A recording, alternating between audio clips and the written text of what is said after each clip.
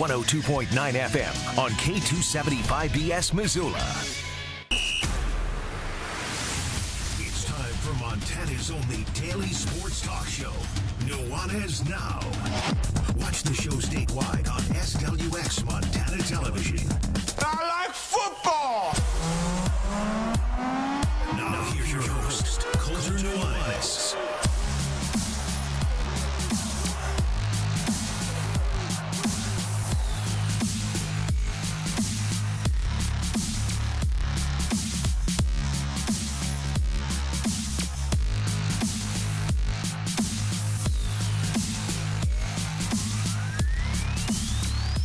Yo, what's up, Montana? Welcome in. 102.9 ESPN Radio. You're listening to Nuanez Now. Appreciate you for hanging with us here on this Friday. I'm Coulter Nuanez coming to you through the Grizzly Disposal studio here at the Missoula Broadcasting Company. Grizzly Disposal, locally owned, veteran-owned, the only Bears that should be in your garbage. We are about to be... This is always like it's a bittersweet time of year, right? It's so sweet because summer's right around the corner. And if you're in Western Montana, what a beautiful day it is today.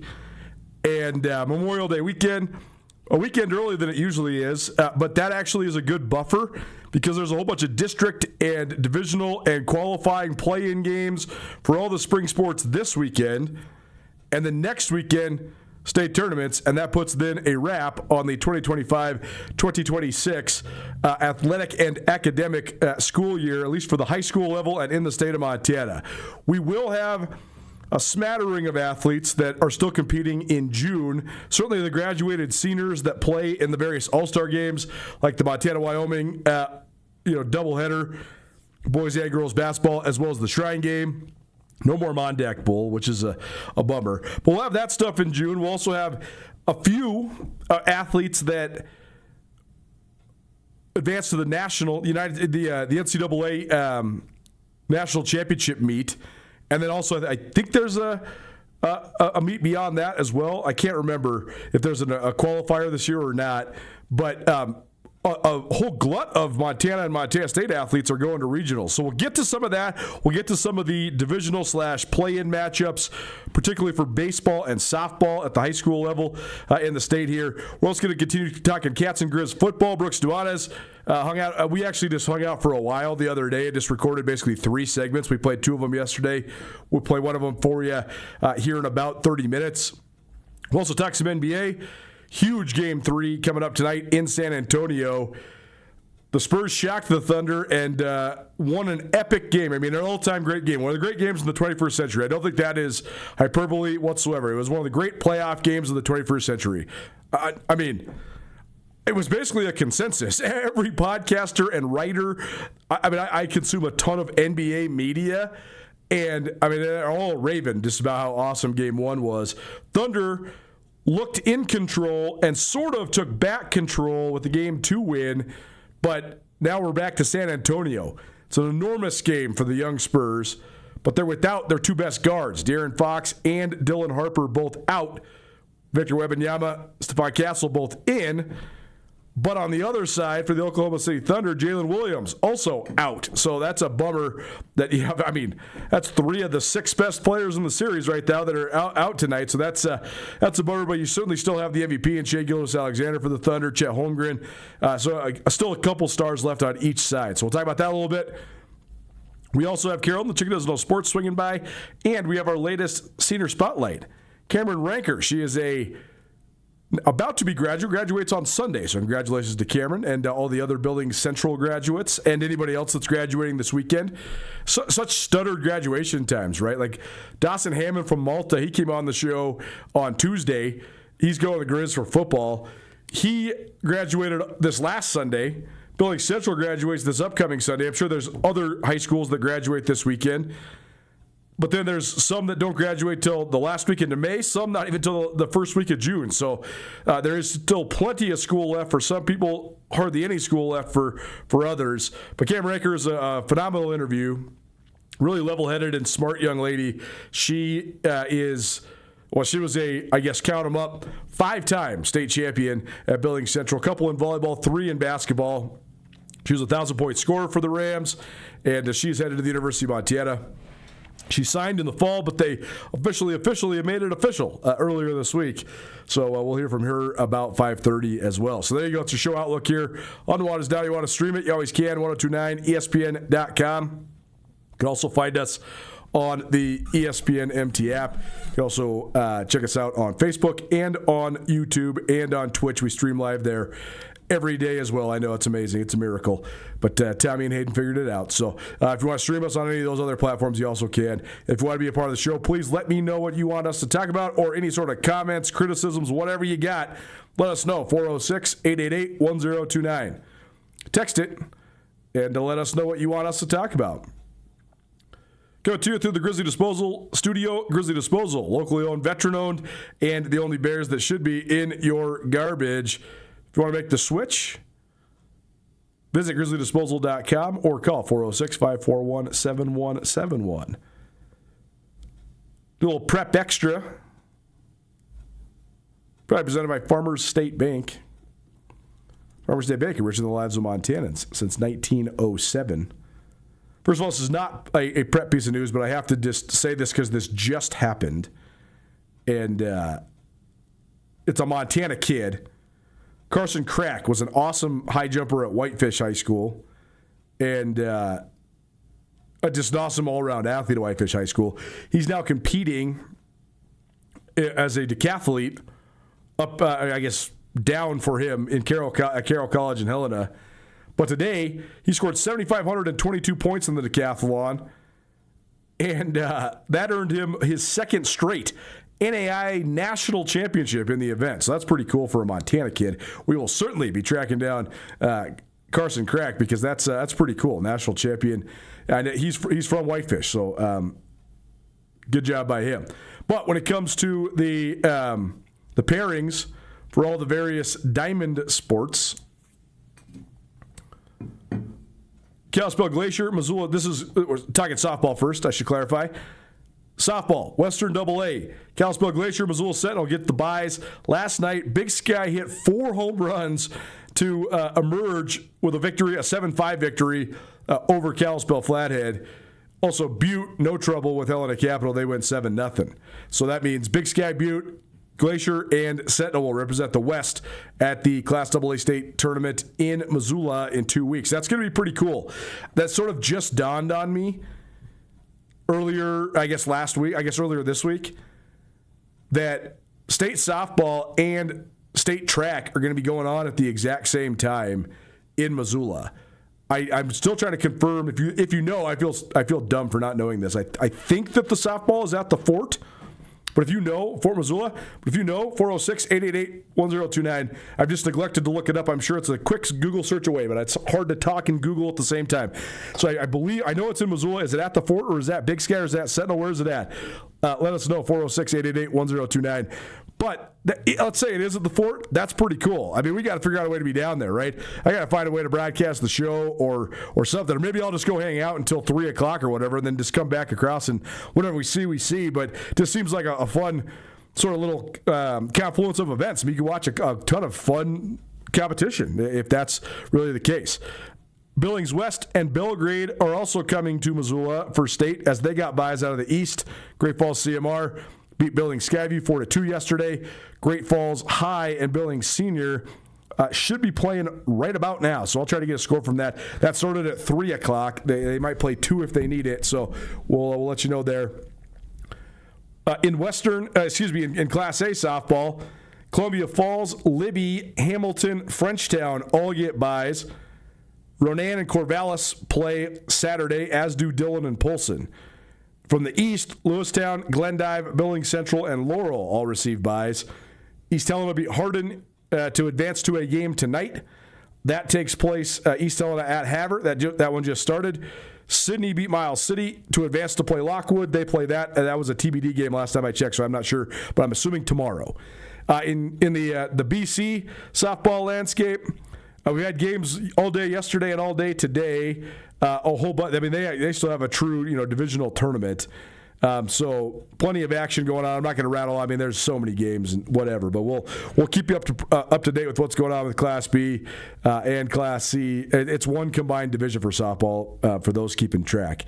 But we'll let you know who's doing what, who's going where, who's going state.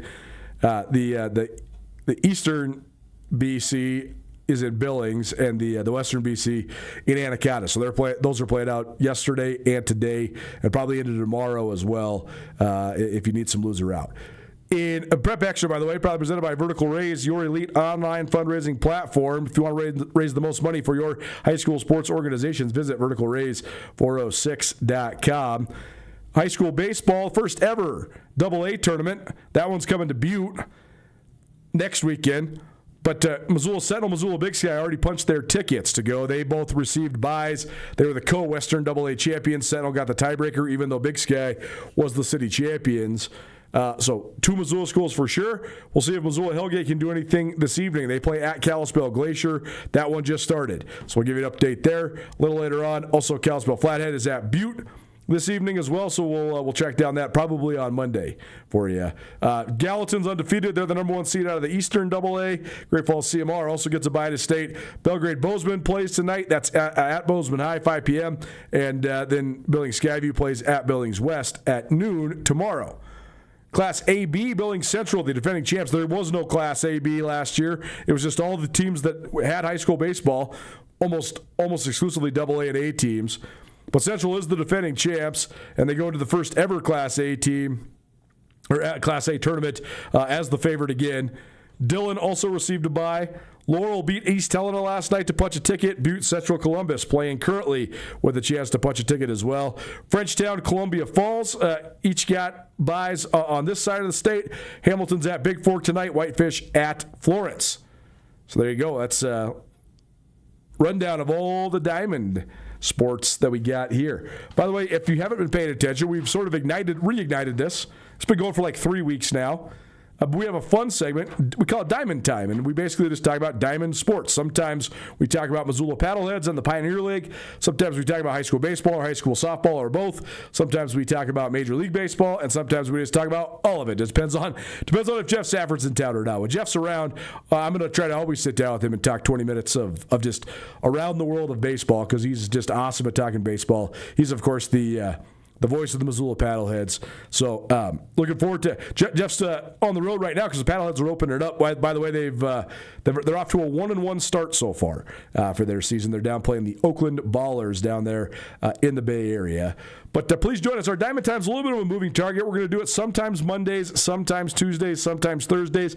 Sometimes we'll do it a couple times a week. We did it last Tuesday as well, but or last Friday as well. But our Diamond Time probably presented by DBAT of Missoula, as well as DeMorris Automotive. So appreciate those two fine sponsors for their continued support. I'm trying to think if there's any other prep news I need to give you until we talk about these regional qualifiers for the Grizz and the Bobcats. Oh, Paddleheads are 2-1. Thank you, Hayden. I missed one. Sorry. But off to a 2-1 start, so good start by Missoula. The Ballers were very good last year, so I think this is a great early test for the Paddleheads, so certainly that's a storyline to monitor. Of course, I'm burying the biggest news of the week so far. How could I? This is from Greg Rakoch, veteran sports writer here in the state of Montana. He was forever at the Billings Gazette, and now he's an editor and sometimes writer. I'm always teasing him. He needs to write more because I love reading his writing. He's a good reporter. Shout out, Greg, if by chance you're listening. I miss seeing you as much as I used to, buddy. But either way, he's doing a great job. But he had a fun story because the Grizz Spring Tour went through Billings last week. Or maybe it was earlier this week. I think maybe Tuesday this week. But Rakoch interviewed Kent Haslam, the athletic director at the University of Montana. And Haslam confirmed to Rakoch that he's trying to put together a fresh contract for Bobby Kennedy. The first-year Montana coach has not coached a game. He's been the coach for the Grizz for a little over 3 months, since early February. He signed a 1-year deal on February 5th to take over the program. But Haslam told MontanaSports.com, I feel like I don't want him to be in a position where he's making really short-term decisions, so we're talking through how to structure a deal for more than 1 year and how that could work. So that's certainly interesting. I mean, I think cynics, which I usually am a cynic, but I think cynics and haters would say what the heck has Kennedy done? He hasn't even won a game. He hasn't even coached in a game. So how are you going to give him a multi-year contract? But on the other hand, I totally fully understand what Kent Haslam is saying here, which is you don't want a guy on making multi-year decisions. Like the worst case scenario for the Grizz is they continue to do all these great things that are making waves in the state, recruit in-state, get all these commitments from all these in-state kids, and then go have a good year, but then maybe, let's say you lose to the rival, or let's say you have an early exit in the playoffs, or let's say it's an up-and-down year. And then that coach is a lame duck coach, and you're going to have a national search, which I still think they might, even if he does get a multi-year contract. I don't know. I don't know what this means in terms of that future, but we'll get to that here in just a little while. But let's just give you the hypothetical. Let's say the Grizz go 8-4 next year with a loss in Bozeman and a early playoff loss, and then that puts Bobby Kennedy's status either in peril or he's out. That scenario right there would play out before the end of the first week of December. Signing day is not for 2 more weeks. You'd lose a lot of recruits. And if I was predicting, if I was a betting man, I'd say you lose a lot of recruits. Or it would put those recruits in peril. I don't know. I just think it's a tenuous situation for the Grizz to be in. Now, if Kennedy tears it up next year, then it's a moot point, and that's going to enforce those recruitments, enforce those commitments, make those kids want to come here more if the Grizz go 10-2 or 11-1 or whatever. That's going to certainly hammer home the choices those young men made. And BK is probably coming back, so then, sort of that living in this world of uncertainty would disappear too. But this way, I don't know the details of how the structuring is going to go, but if it's me, I build a deal where it is a multi-year deal so Kennedy knows he's not just a lame duck head coach. So that, like as Haslam said, he's not making real short-term decisions.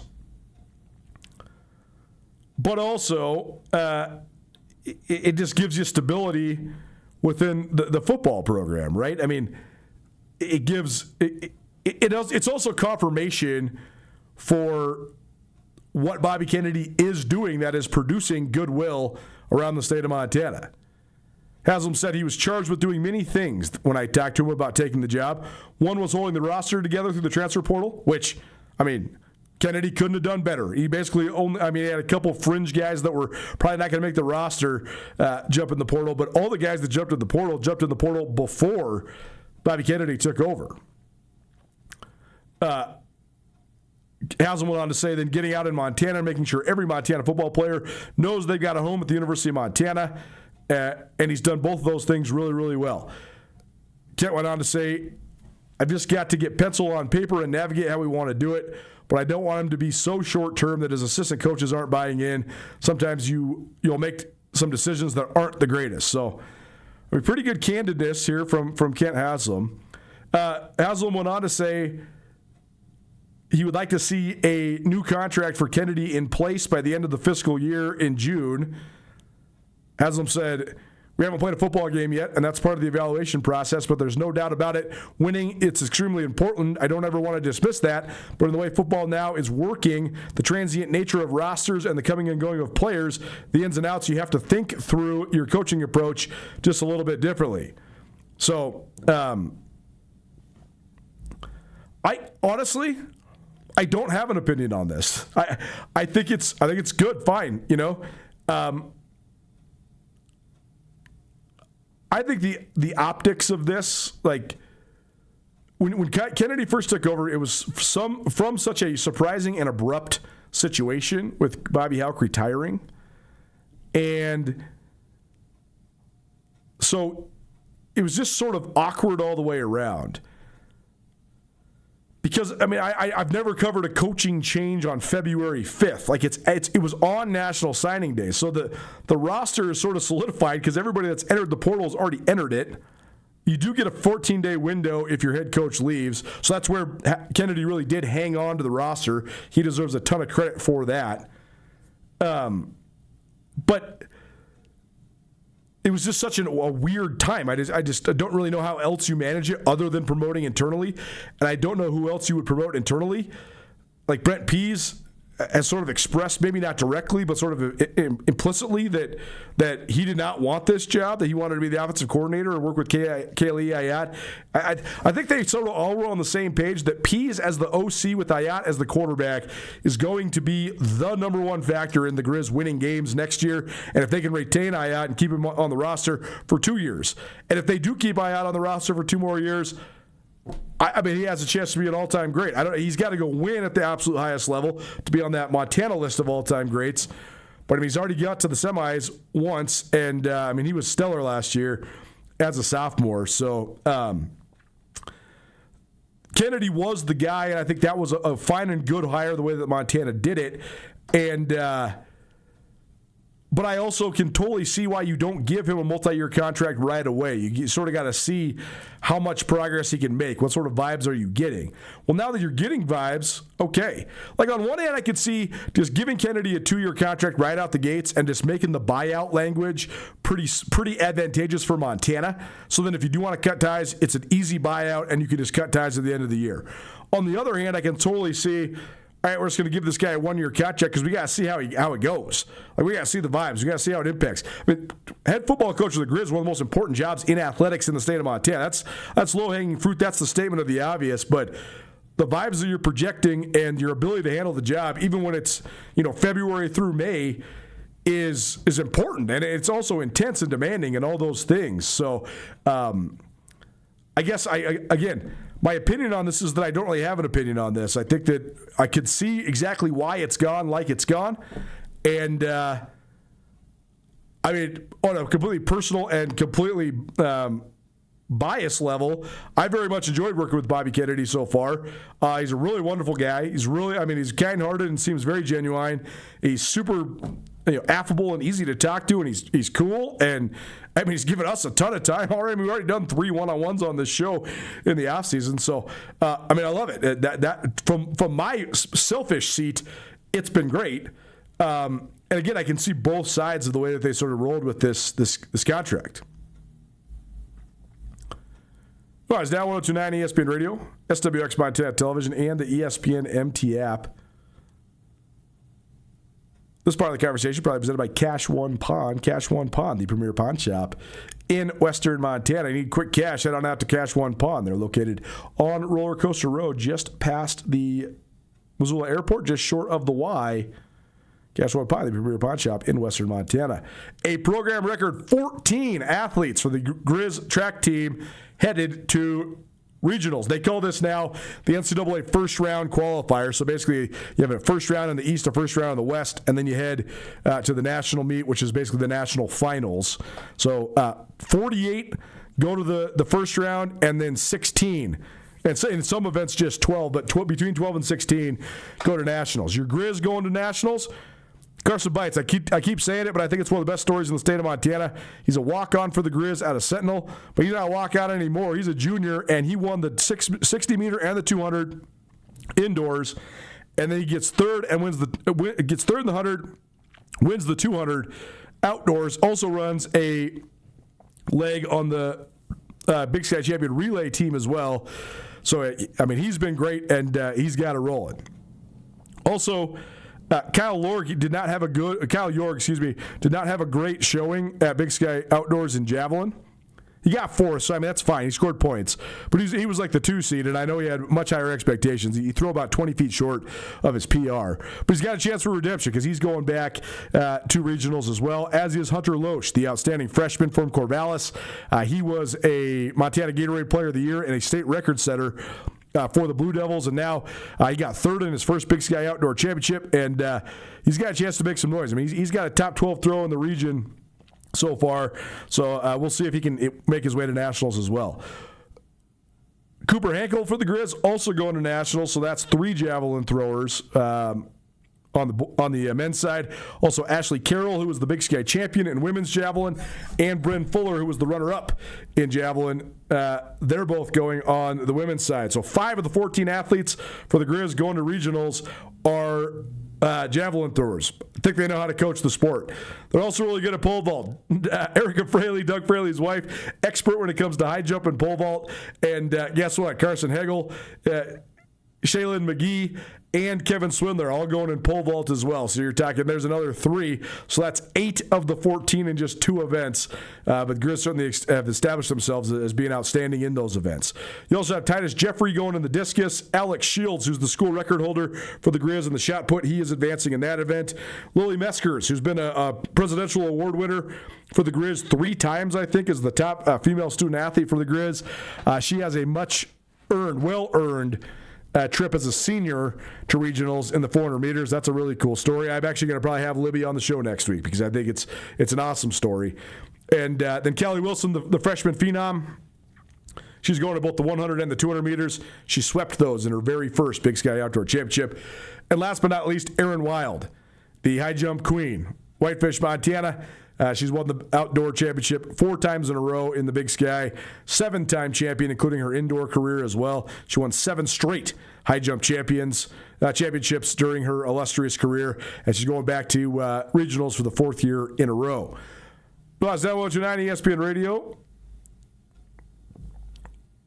The Bobcats are sending 17 this year to the first round.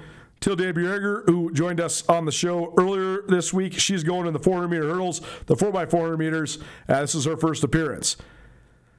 Julia Gandolfi, she is also going on the 400-meter hurdles, and she is also running on the 4x400-meter relay. This is also her second appearance.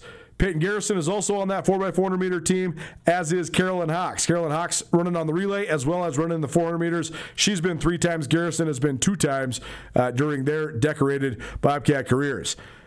Sydney Brewster going back to regionals for the 3rd year in a row. She's going to both the shot put and the discus. She has the 7 seed in the shot, so she actually is definitely going to compete to get to nationals.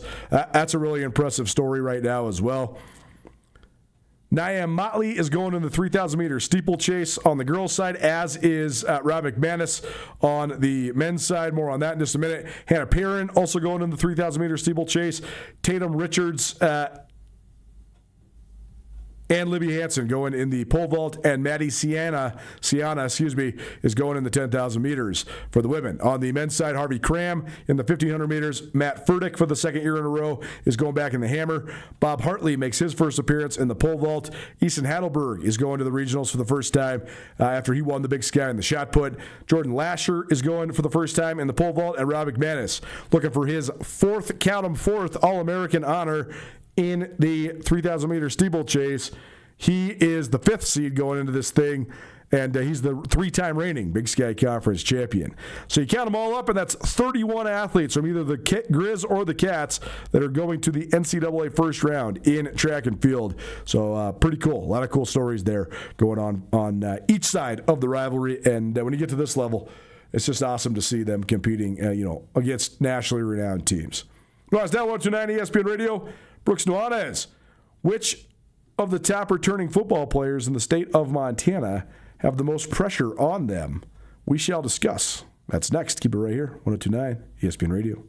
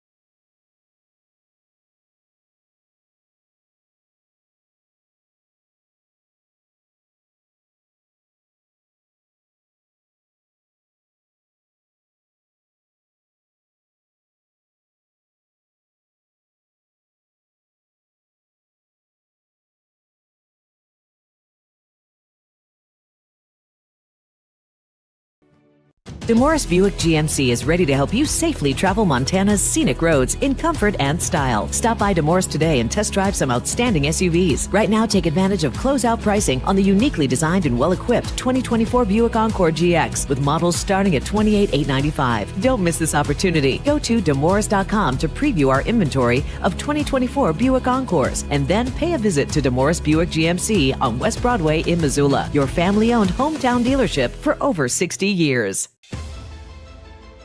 It's easy to see why Montana is the treasure state. At the University of Montana, we look inside. We see an old truth with fresh eyes, that Montana's greatest treasure is its people. So whatever tomorrow brings, we meet it the only way we know how, with a mind for making. Because what's made in Montana is remaking the world. Association. ESPN Missoula Sports Center.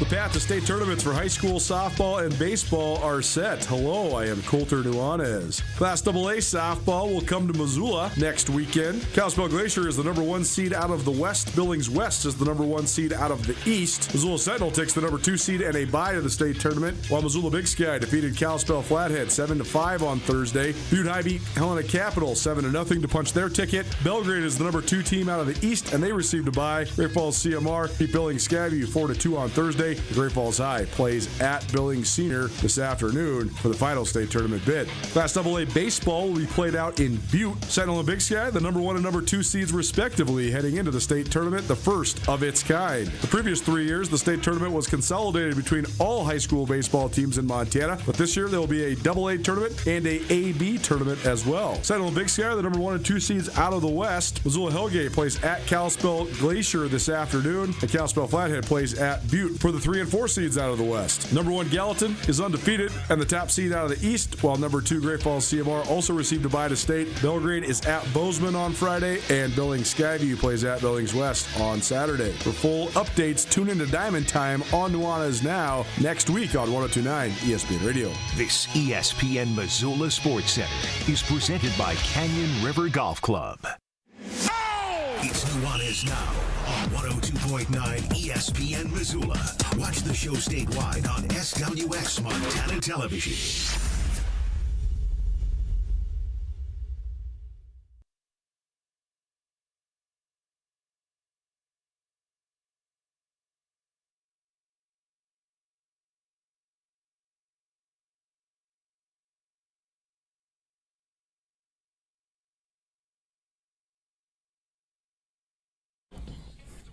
This book I'm reading, all about number 1 hits and the 20 most impactful number 1 hits and sort of the arc of music, is so interesting.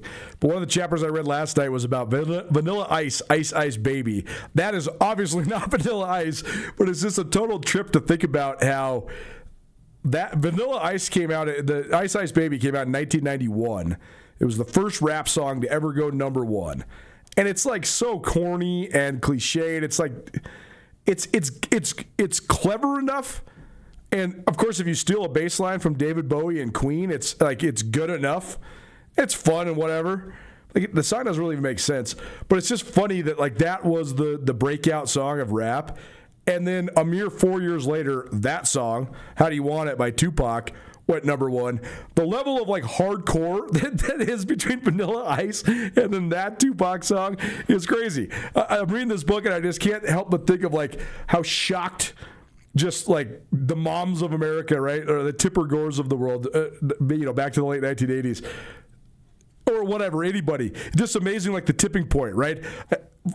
Rap was not going to be a number 1 hit for the first 15 or 20 years of its existence, and then once Ice Ice Baby sort of breaks it, now all of a sudden Death Row Records happens, and Dr. Dre and Snoop Dogg happen, and then all of a sudden Tupac happens, and now like hardcore rap rules pop music. Crazy to think about.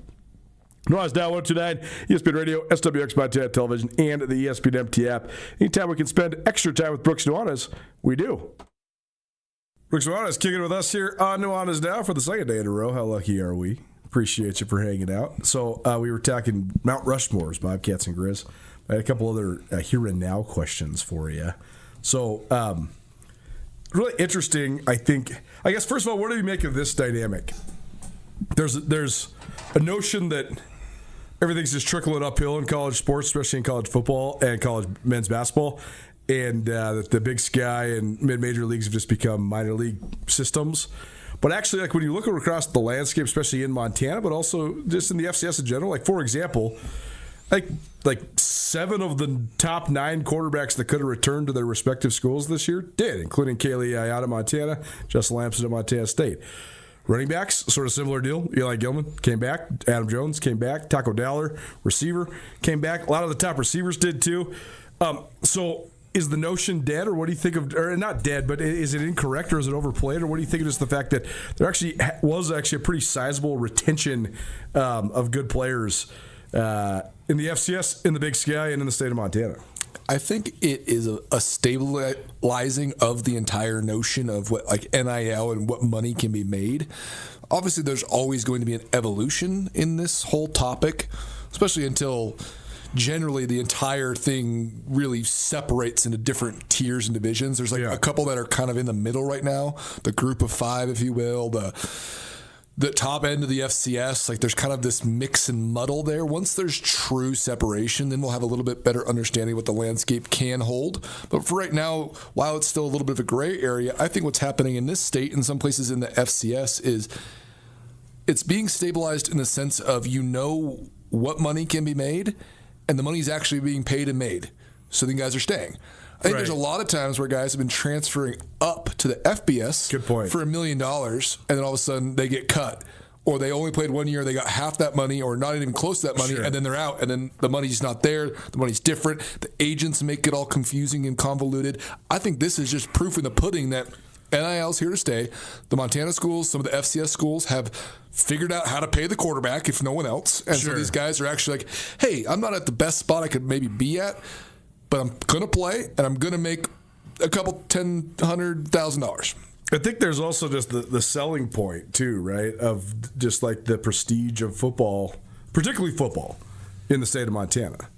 Like, I think that the coaches are doing a pretty good job of saying, like, hey, you're going to transfer there? Where?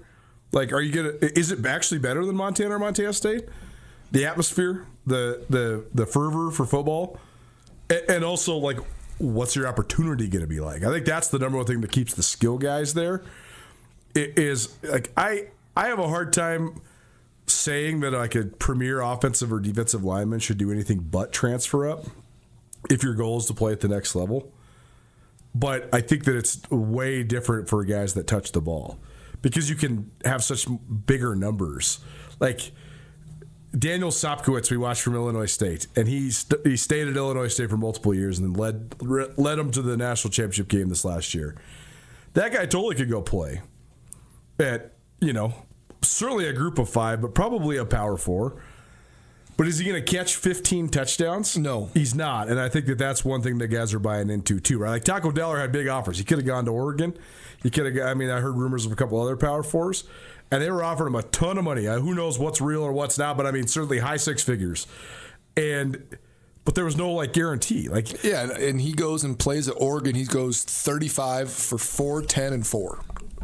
Or 14 for 123 and 2. Yep. Because your only actual guaranteed deal is to return punts. Yep. But then you only get to so then all of a sudden maybe you touch the ball 30 times your whole senior year. Whereas at Montana State's going to touch the ball how many times? 100? 100, yeah. Between catches and runs and kicks and punt returns, he's going to touch it a lot. So I think that's one thing that's kept him there.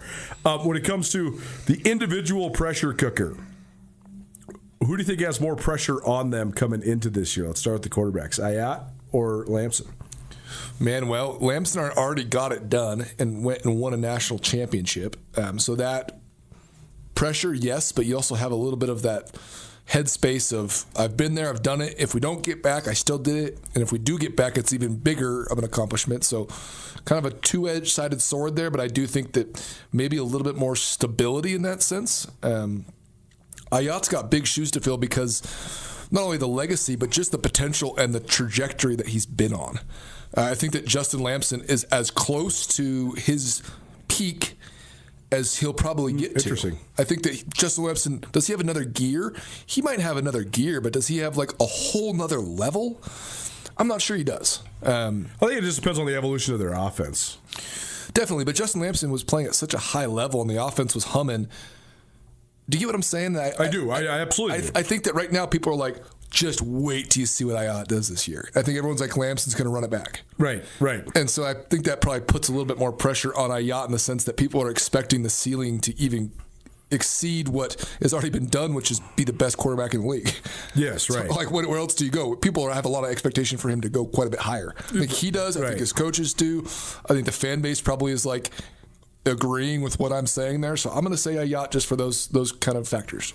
Yeah, it's a really interesting question because from the Lamson perspective, I agree with you just from like his physical abilities and his polish as a quarterback and where he's at. I mean, this is going to be his 6th year of college, so he's been doing this for a while. You know, the one thing I think you could see him take it up another level is not necessarily in his ability; it's in his acumen. They run such a like personnel based offense, and you saw the offense really evolve as the year went on at Montana State. Pete Sturbeck did such a great job of scheming it for specific players, and then that's why I think you saw the second half of the year, all of a sudden a guy like Rocky Lencioni, like having all these plays that were just for him, and a guy like Jabez Woods, like, you know, was he an every day, every down guy? No, but like Sturbeck would see, okay, here's where we can get this guy the ball. It was like very New England Patriots style with what Belichick used to do defensively, where you put a guy in and say, okay, this is what you can do well. We're going to get you the ball in this spot.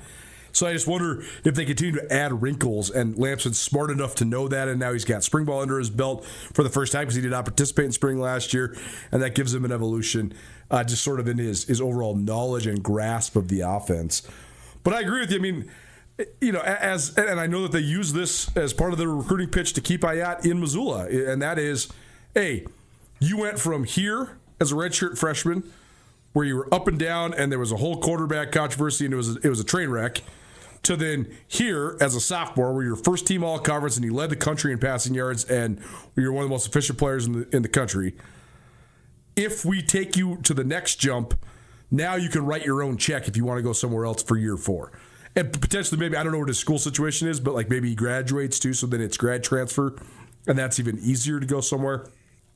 But I agree with you. I think there is sort of a perception there that maybe he takes it up another level. If he makes similar strides between 24 and 25, now between 25 and 26, I mean, look out. He's like Marcus Mariota, right? I mean, he poor man's at least.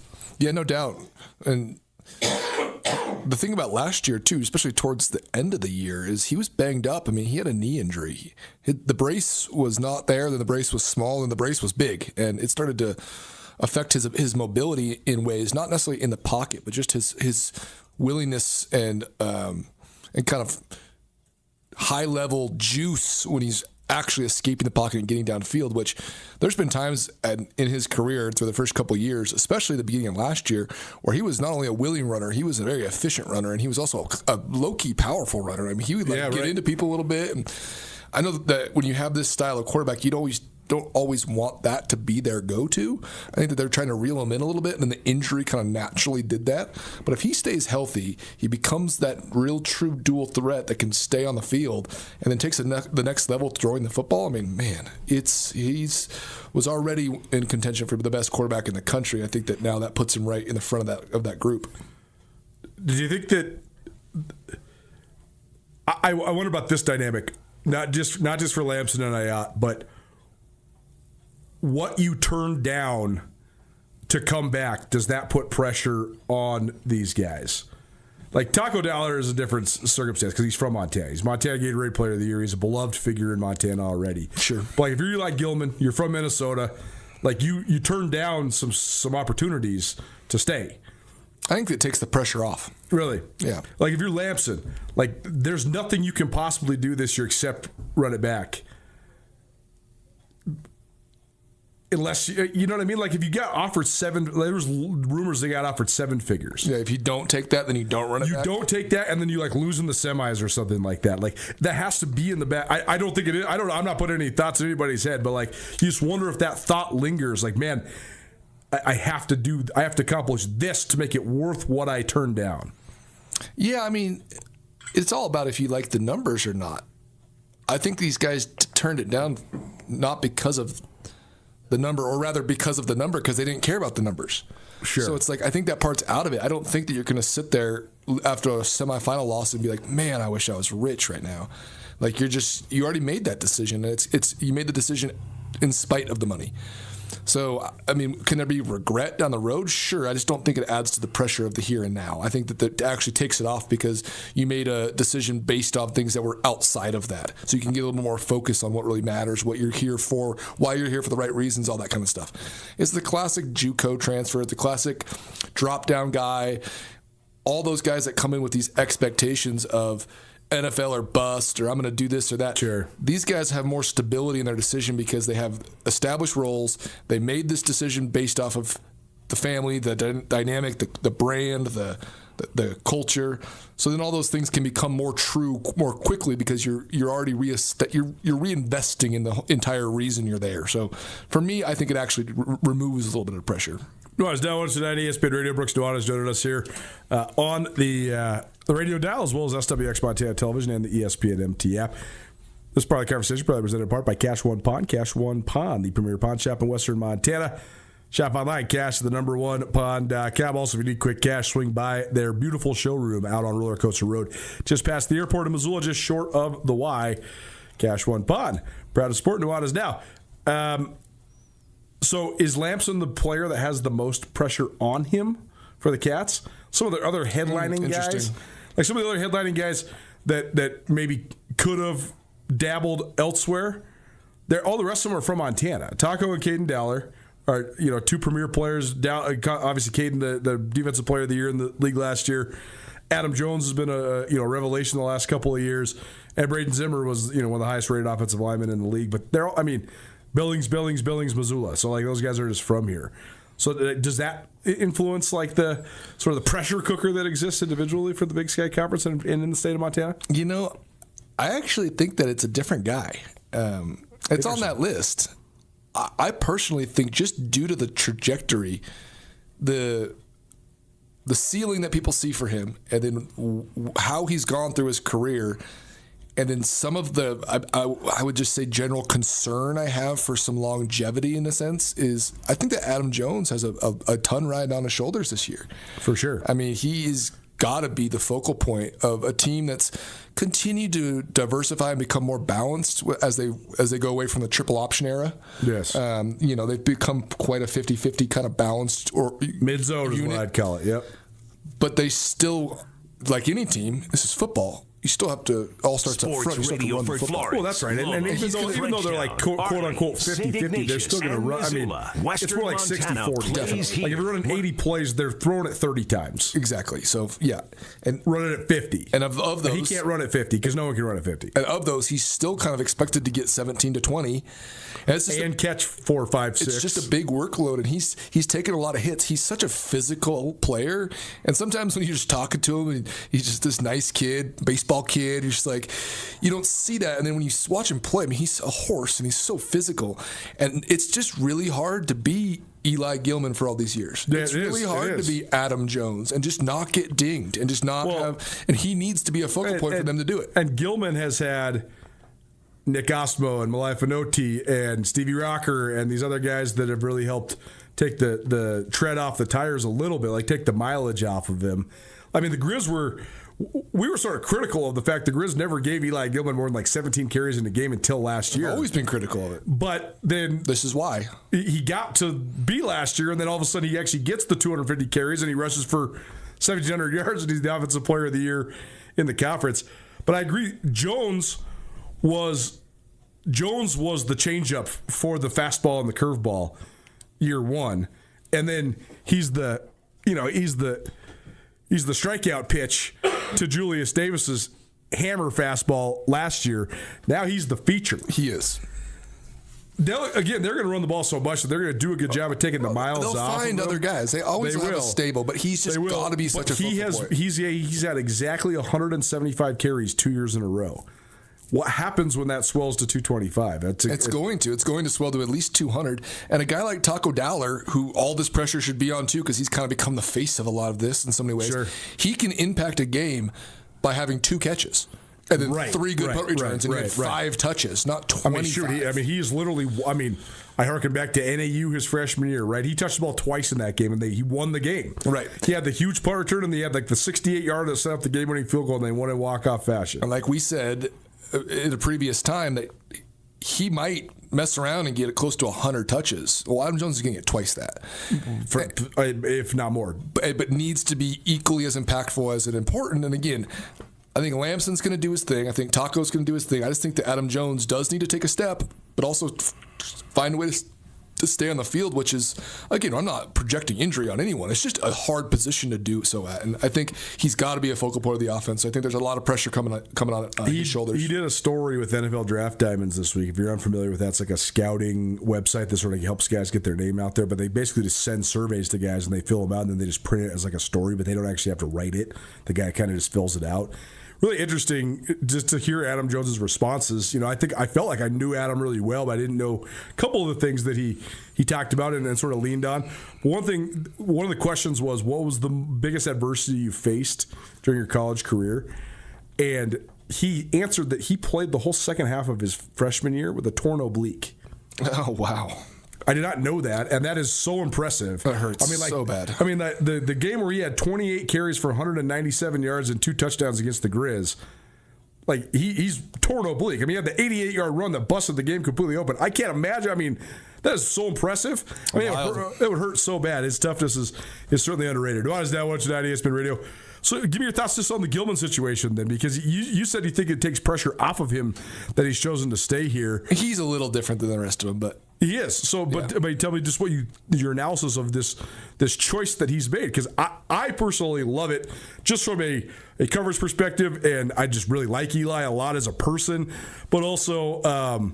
He's just so fun to watch. So it's great for us. It's great content for us. It's not like you always say as a photographer, the best guys take the best photos. No doubt.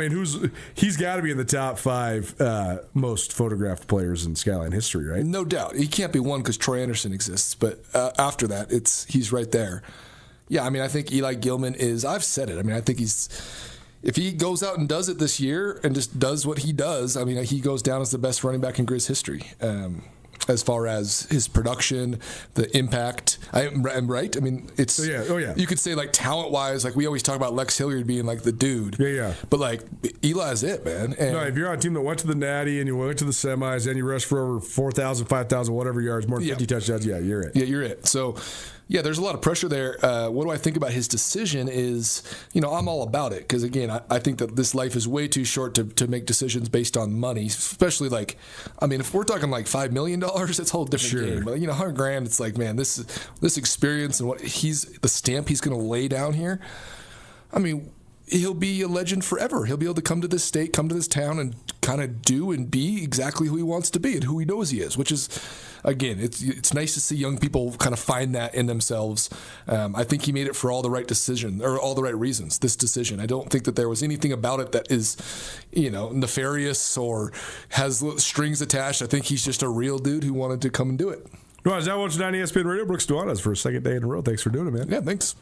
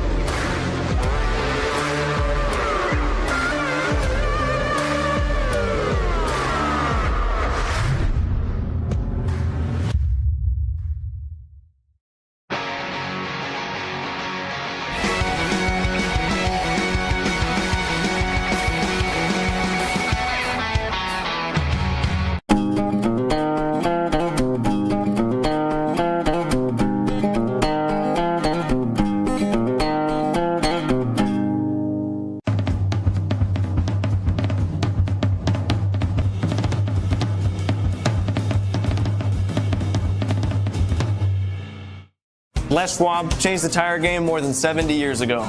Today, we still believe you should get more from less.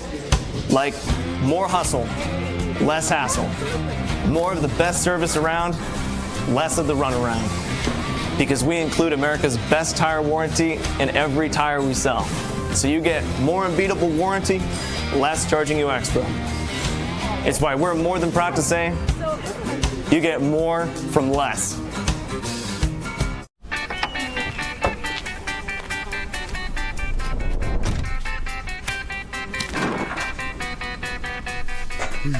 What do you expect me to say to her? She's getting married in 30 minutes. We're doing everything we can. John, can you hear me? John?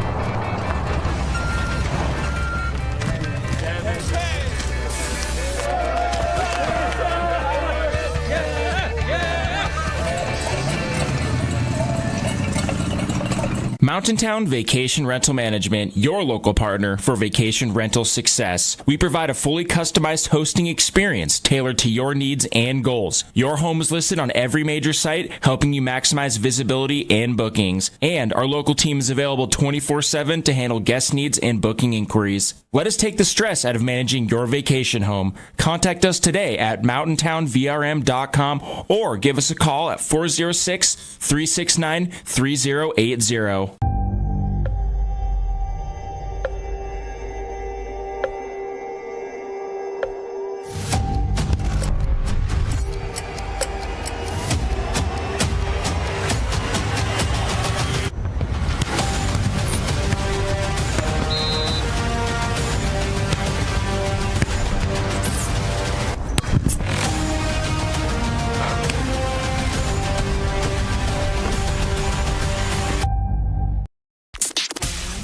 Nuanez Now on 102.9 ESPN Radio Missoula.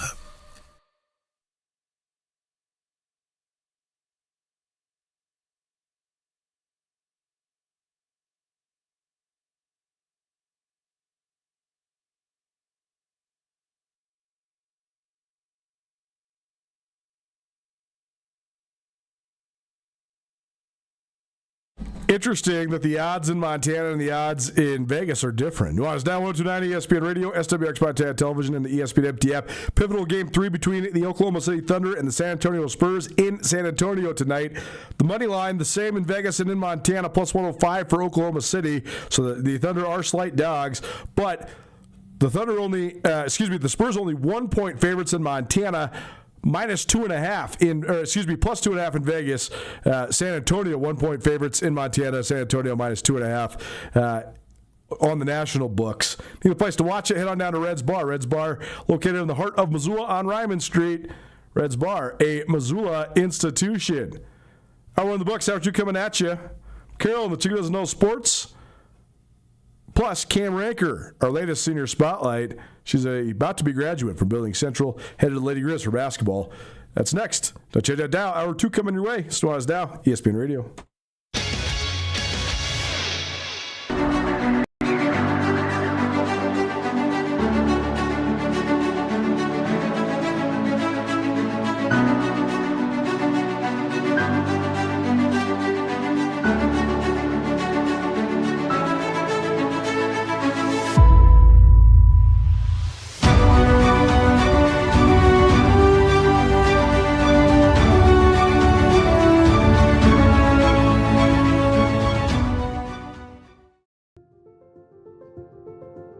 Life can change in an instant.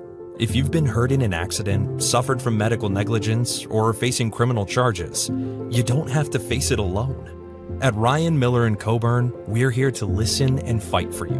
We're your neighbors, traveling across Montana to stand by your side as your link to justice. Real people, real help, right here in Montana. Ryan Miller & Coburn, your Montana attorneys. DeMorris Buick GMC is ready to help you safely travel Montana's scenic roads in comfort and style. Stop by DeMorris today and test drive some outstanding SUVs. Right now, take advantage of closeout pricing on the exceptionally designed 2024 Buick Envision with models starting at $39,795. Don't miss this opportunity. Go to DeMorris.com to preview our inventory of 2024 Buick Envisions and then pay a visit to DeMorris Buick GMC on West Broadway in Missoula, your family-owned hometown dealership for over 60 years. Around here, we see a lot of people head out. No matter where they're going, we just make sure they're ready. Before you hit the road, get a pre-trip safety check at Les Schwab Tires. It's free. Plus, this May, save up to $200 on select sets of 4 tires. If we can't guarantee it, we won't sell it.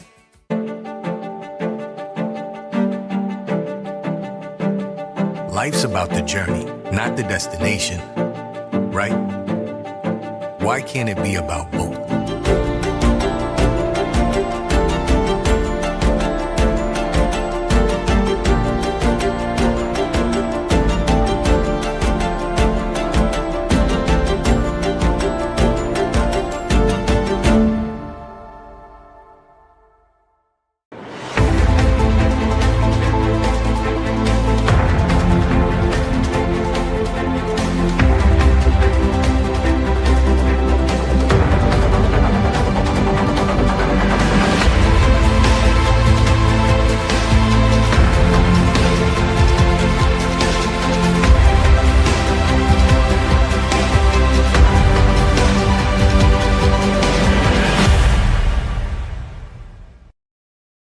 ESPN Radio for Western Montana, KKVU HD3 Stevensville, and 102.9 FM on K275BS Missoula. ESPN Missoula Sports Center. The path to state tournaments for high school softball and baseball are set. Hello, I am Coulter Nuanez. Class AA softball will come to Missoula next weekend. Kalispell Glacier is the number 1 seed out of the West. Billings West is the number 1 seed out of the East. Missoula Sentinel takes the number 2 seed and a bye to the state tournament, while Missoula Big Sky defeated Kalispell Flathead 7-5 on Thursday. Butte High beat Helena Capital 7-0 to punch their ticket. Belgrade is the number 2 team out of the East, and they received a bye. Great Falls CMR beat Billings Skyview 4-2 on Thursday. Great Falls High plays at Billings Senior this afternoon for the final state tournament bid. Class AA baseball will be played out in Butte. Sentinel and Big Sky, the number 1 and number 2 seeds respectively, heading into the state tournament, the first of its kind. The previous 3 years, the state tournament was consolidated between all high school baseball teams in Montana, but this year there will be a AA tournament and a AB tournament as well. Sentinel and Big Sky, the number 1 and 2 seeds out of the West. Missoula Hellgate plays at Kalispell Glacier this afternoon, and Kalispell Flathead plays at Butte for the 3 and 4 seeds out of the West. Number 1 Gallatin is undefeated and the top seed out of the East, while number 2 Great Falls CMR also received a bye to state. Belgrade is at Bozeman on Friday, and Billings Skyview plays at Billings West on Saturday. For full updates, tune into Diamond Time on Nuanez Now next week on 102.9 ESPN Radio. This ESPN Missoula Sports Center is presented by Canyon River Golf Club. 1, 2, 3. Nuanez Now on ESPN Radio.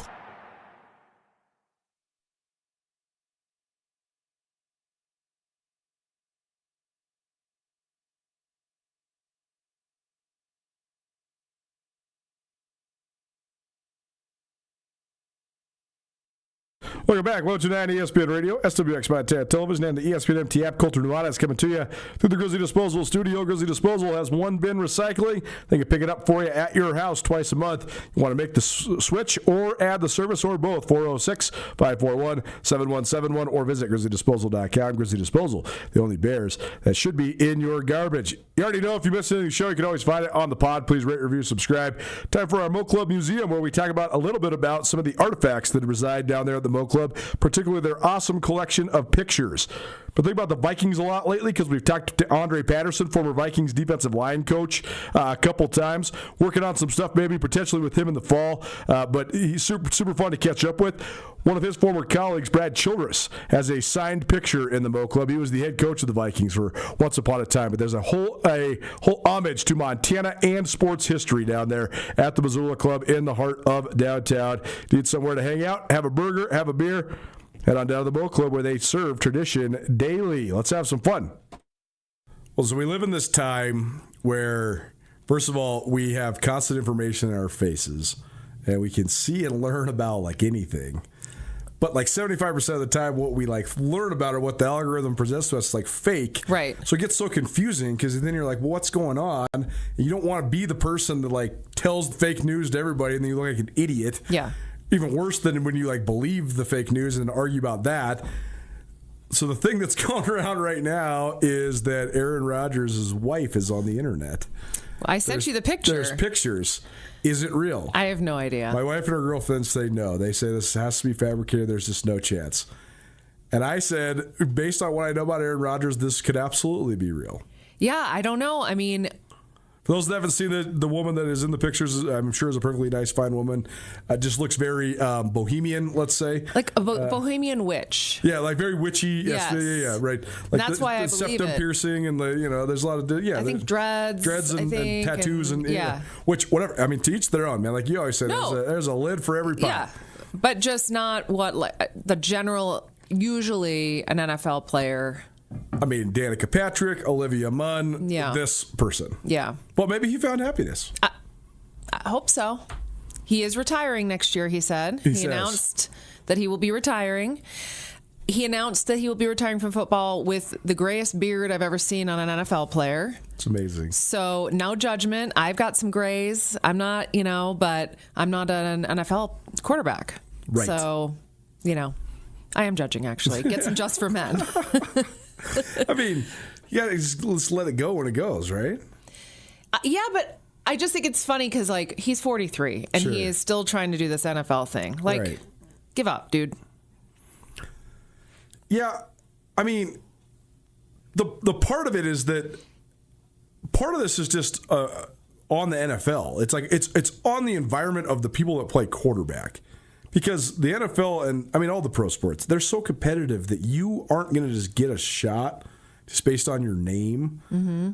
Like, that's the whole thing. If there was 50 better quarterbacks than Aaron Rodgers, then the NFL would just be like, hey, bud, you're going to retire. Like, it would naturally happen. Why don't we have term limits in the NFL? Man, well, and here's the thing. Congress. So many of the quarterbacks suck.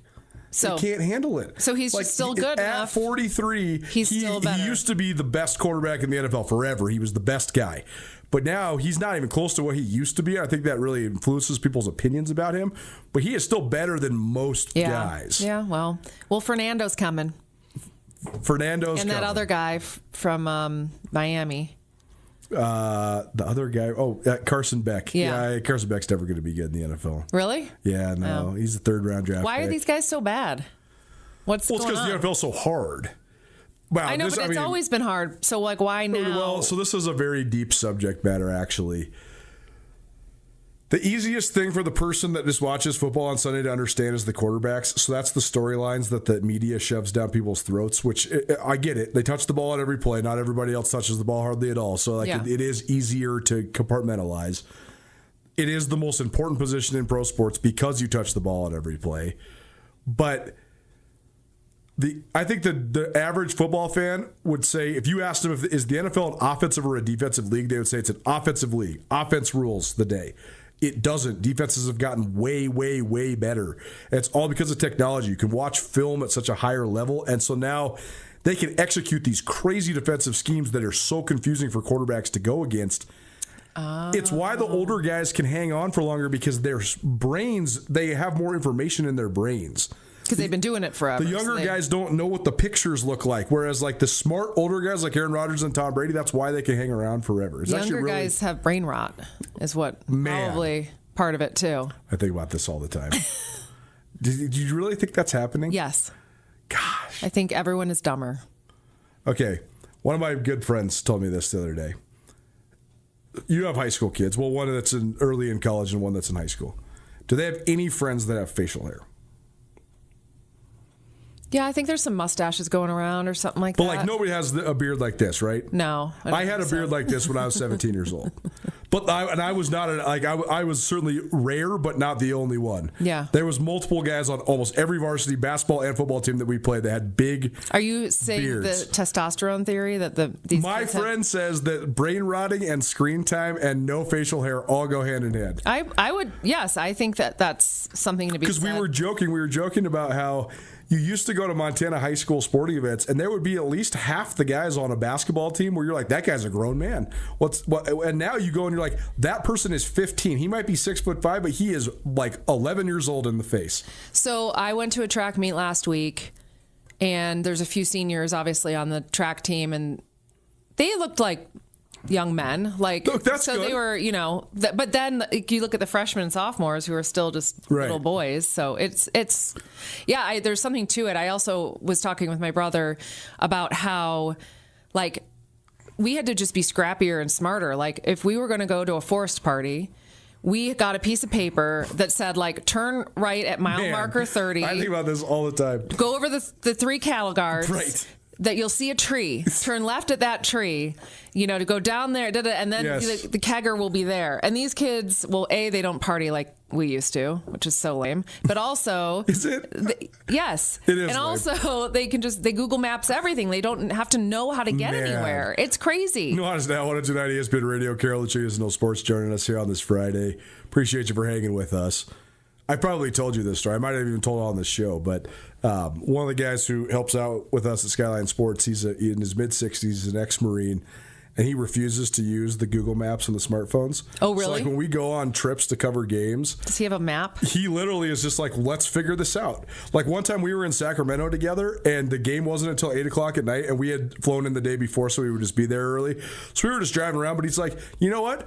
I want to go from Sac State's campus to this place he wanted to go to, and then I want to be able to make my way back without anybody looking up like where we're going or anything like that. I was like, great, let's do it. Like, what do we have to lose? We have like 10 hours to kill anyways. I mean, you could get murdered, but yeah. And then we drove all around the whole city of Sacramento, and he like mapped it all out in his mind, and then after that, he knew exactly where we were going. But yeah, I mean, I don't remember, like, we'd have a map or whatever, but like, you just, I don't know, it's just different. It's just, anyway, it is really funny to think back on. Like, right now, and as a 39-year-old guy, if somebody gave me directions to the senior keg, could I get there? Because when I was 17, I could. Yeah. I didn't have a cell phone. I didn't know nothing. Right. That's what I mean. It's like we just... You're driving up Deep Creek and like all these crazy... Like, you just figured it out and you found it. I mean, there was no... And if you didn't find it, you just went home and were like, I guess I missed the party. But we always found it. Yeah. I mean, we always found the party. Okay. Anyway, we went off on a tangent. Theories on... Brain rot. With Carolyn, the chick who doesn't know sports. All right, what else you got? Okay, so last... But by the way, we got to finish this, though. Is the girl real? Do you think Brittany is real, Aaron Rodgers' girl? The girl I sent you the picture of? Yes. I think that's her. I have no judgment. I have no judgment either. It's not... I mean, it is exactly who you would think he would be with. Because he's into that metaphysical, like... Which I actually think I have respect for. Yeah. No, there's nothing wrong with it. Like, marrying some person just so you look good in front of the paparazzi is the dumbest thing ever. Right. And then you, like, ruin people's lives. Like, Tom Brady did this, and then I mean, I don't know if his kids' lives are ruined. They're probably fine because he's so rich. But, like... Yeah. It's just not easy to have your parents, like, have a public divorce. You want to be married to someone you have things in common with. So if you want to go on a darkness retreat or do ayahuasca... Right. You do that with your partner. And based on the looks of this girl in the picture... She's doing that. She's hitting up dead shows, and she's perfect for him. Okay, Nuanez Now, 102.9 ESPN Radio, SWX. That's going to be the next like iteration, right? He's going to be like in Dead and Company or something. Oh my God, that would be hilarious. He's going to retire, and then he's going to like be the next like tambourine player for the Grateful Dead or something. I mean, do it. Live your life, Aaron. Will you be less annoyed by Aaron Rodgers when he's out of the spotlight? Yeah, like I'm less annoyed with Tom Brady. There you go. Did you watch the Kevin Hart roast? I did, yes. What do you think of Tom's mediocre performance to lead? Fine. I mean, if he could just deliver it better, I mean, obviously people wrote that for him. He's just not great at delivering jokes. He's not bad, but he's just not. He's not a comedian, person. and he's not a normal person. Yeah. But I thought it was fine. It was funny. I mean, the rest of the roast was awesome. If you're not offended easily. Yeah, I thought I would give it like a B. Yeah, I thought there was some that were really good, and then some that were complete duds. I agree. The Tom Brady roast was epic. Reading about the background of the Kevin Hart roast too, though, was funny because some of that stuff, a lot of it was written, and you could tell they were reading off teleprompters. Yeah. But there was a couple of those moments where like that was not. Like Chelsea Handler. Like when Chelsea Handler and Shane Gillis were going at each other, like that was not written. Like that was real. And then they had to like sit next to each other. It was so hilarious. And then she's gone on all these podcasts complaining about it, and I'm like, why did you go on it then? Like, don't go on a roast if you're going to complain about it. She of all people should know, like you can't complain about the jokes on the stand-up comedy roast. Like it is all up for grabs. Yeah. Okay. Okay.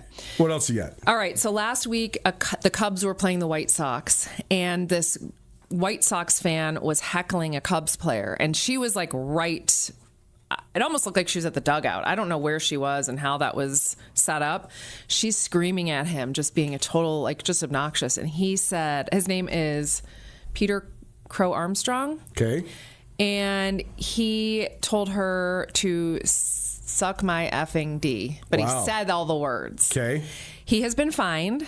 Okay. For saying that because it was inappropriate. It got caught on camera, like everything. And it got caught on camera. However, I don't have a problem with it. I thought she was out of line. Yeah, I mean, give it. You gotta take it. Yeah. So he's not getting fined for going at her. He's getting fined for doing that on camera. On camera, but it wasn't on camera. It was like a Twitter, like it was a social media. It wasn't like NBC caught it or whoever, TBS, whoever airs. Well, that's the problem now is everything's streamed. Though. Exactly. Like and there is no like. And then he had every game in the world is on some TV somewhere. So he had to apologize for saying that, which fine, whatever. Maybe he didn't have to say that, but I think he had every right to tell her to shut up. Like she was being obnoxious. Right. So good times. Yeah, I mean, I agree with you. I have nothing really to add because I agree. I think that, I mean, give it, take it. That's kind of how it goes. Yeah. Okay. Have you heard about the LSU men's basketball coach, what he's doing? It's Will Wade again. Is that right? Unclear. I believe Will Wade left NC State. Yeah, Will Wade is now the head coach again. He is recruited. So Will Wade got fired from LSU under the auspice of being in the middle of a federal wiretapping scandal. Oh yeah, I remember this. And then he somehow like resurrected his career at McNeese State of all places, which is in Lake Charles, Louisiana, which is in literally the middle of nowhere. And he somehow got to NC State, and then he basically just got back to LSU. He completely dogged them, and now he's back at LSU. Okay, well listen to what he's doing. He is recruiting old men. Not really old men, but they're define old man. 22 to 26-year-old men who are playing in Europe. Who one is a G League player. Yep. One is from Israel. He was drafted by the Celtics, but then he's playing in Europe. He's 23. No, I'm sorry, he's 25. This other Brazilian 23-year-old. So anyway, he's stacking his team to be like 23 to 26-year-olds. Sure. Yep. How is that allowed? Yeah, because we've seen this because there's multiple guys. It used to be when you declared for the NBA draft, you forfeit your amateur status. So if you don't get drafted, you can never go back to college. Okay. Now there's been guys that have declared for the draft and either got drafted but not made a team, or got drafted and gone and played overseas. But going pro now does not forfeit your amateur status. As long as you don't play, like if you only play 1 year in college, you then they are coming back to college because you get make paid more money. More, exactly. Right? And like Will Wade and LSU, I bet you they can pay really good guys. Yeah. I mean, the guys that are playing overseas are making anywhere between $75,000 and $500,000 a year, which is good money. But they could probably go make $1 to $2 million at LSU. Yeah. Crazy. There's nothing more broken than men's college basketball. There's nothing more broken. Well, all of it. I mean, I just feel like all of it's broken. This is not what college sports should be. Well, it's not college sports anymore. Well, that's right. the thing. Exactly. And is this 26-year-old going to go take Psych 101? I don't think so. Man, the fallacy of like the school part is just overwhelming. All right. Well, we'll have to keep an eye on this. I don't know what the solution is. Because imagine being like an 18-year-old freshman playing like at another school and then like going up against LSU, I mean, you'll just get creamed. Totally. Yeah. What we're marching towards is that 18-year-old freshmen don't get to even go to LSU. Or anywhere. They're just going to go to like Cal State Fullerton or Montana, and then they get poached when they get good enough, basically. Yeah. It's going to be like a minor league system. Oh, God. I am so shocked that, like, I thought there was a doomsday scenario where all of what is happening right now could happen. And I thought if and when it did, that people would be way less interested in college sports. But it's not true, and that's what's crazy to me.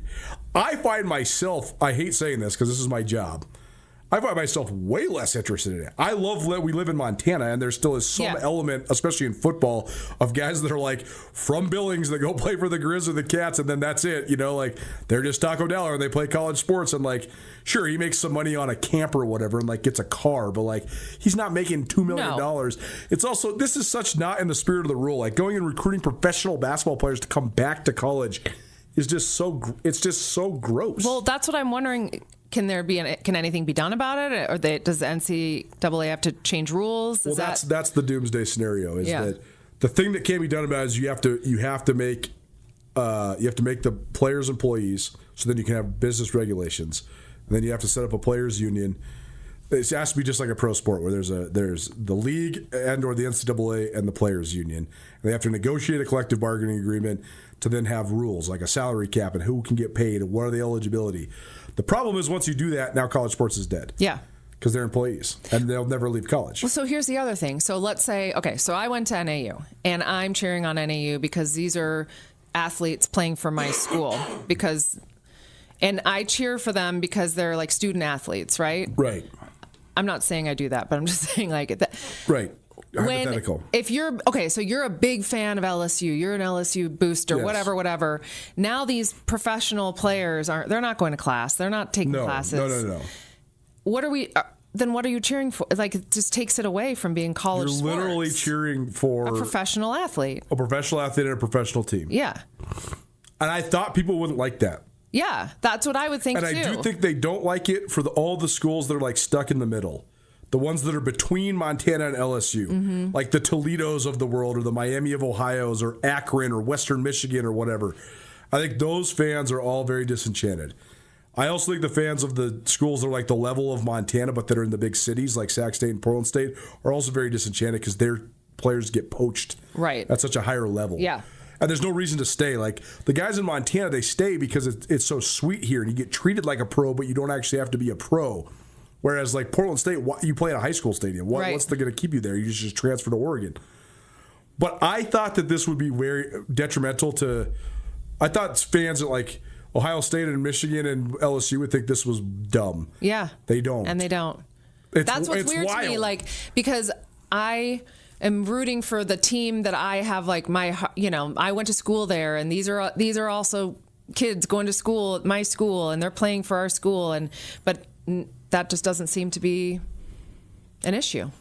I know, and I want to know, like, is there still like a student and athlete relationship? Like, in other words, like part of the whole fun of this, like the reason I got so into this is because so many of my friends played for the Grizz, and then like. And you live in the dorms with them, right? And like you're going to astronomy class on Tuesday, and then you go watch them on Saturday because that's so fun, and then I think I'm almost certain that the guys at Montana State, by and large, like, and the girls too, like, the athletes, they still go to class. Yeah. Like, they're part of the campus community. It's just such a weird disconnect. Like, think about like Jeremiah Smith from Ohio State. This dude's gonna make $7 million this year. That is not the same as like the girl that's like an economics sophomore or whatever. They're not living the same. So like, does she see him at the dining hall? Probably not. He probably never even goes there. No, he's getting It's sushi. Such a weird disconnect. I know. It's a bummer because I have pride where I went to school and like I want to cheer on, not that I went somewhere like LSU or whatever, but like you want to cheer on your school or the team that you've been cheering on. Notre Dame, there's a diehard Notre Dame fans that people just love Notre Dame. I don't know what their situation is there, but like Are you still feeling that pride when they're not going to class? Well, so this is like the long-term study that I'm beginning to be so interested in, because all these people that are so into this are our age. Like they're 30s, 40s, 50s, 60s. They're rooting on these kids because it gives them the sense of nostalgia of what they enjoyed 20, 30, 40 years ago. Are the kids that are in school now enjoying this enough to then like be so into it in 20 or 30 years? Like I think about this all the time. But then like I look at my son Nick, who is a Grizz fan no matter what. He loves the Grizz. He is all about the Grizz, and he will always cheer for the Grizz. But that's part of just because of the community, right? So I don't know, if anything changed here, if he would still, like, he would probably still just be a Grizz fan. Yeah, I also wonder how much, like, people just don't even want to know about any of this stuff. Yeah. Like, they just buy their LSU season tickets. They don't know that guy played in Germany last year or whatever. They're just like, I'm sure, I don't know. Whatever. All right, well, we're solving the world's problems here. Yeah, I just don't know what the solution is. I don't either. Nuanez Now tonight, ESPN Radio. Carol Chick does no sports here on this Friday. All right, what else you got? Okay. Do you know who Brendan Sorsby is? He's a Texas Tech football This is the player. guy that needs to call the 1-800 number. He is in rehab for gambling right now. He should be, because he's betting on every sport that ever exists. He's betting on every sport. He even bet on when he was at Indiana, he bet on his own team. Not during games he played, but he still bet on his own teams.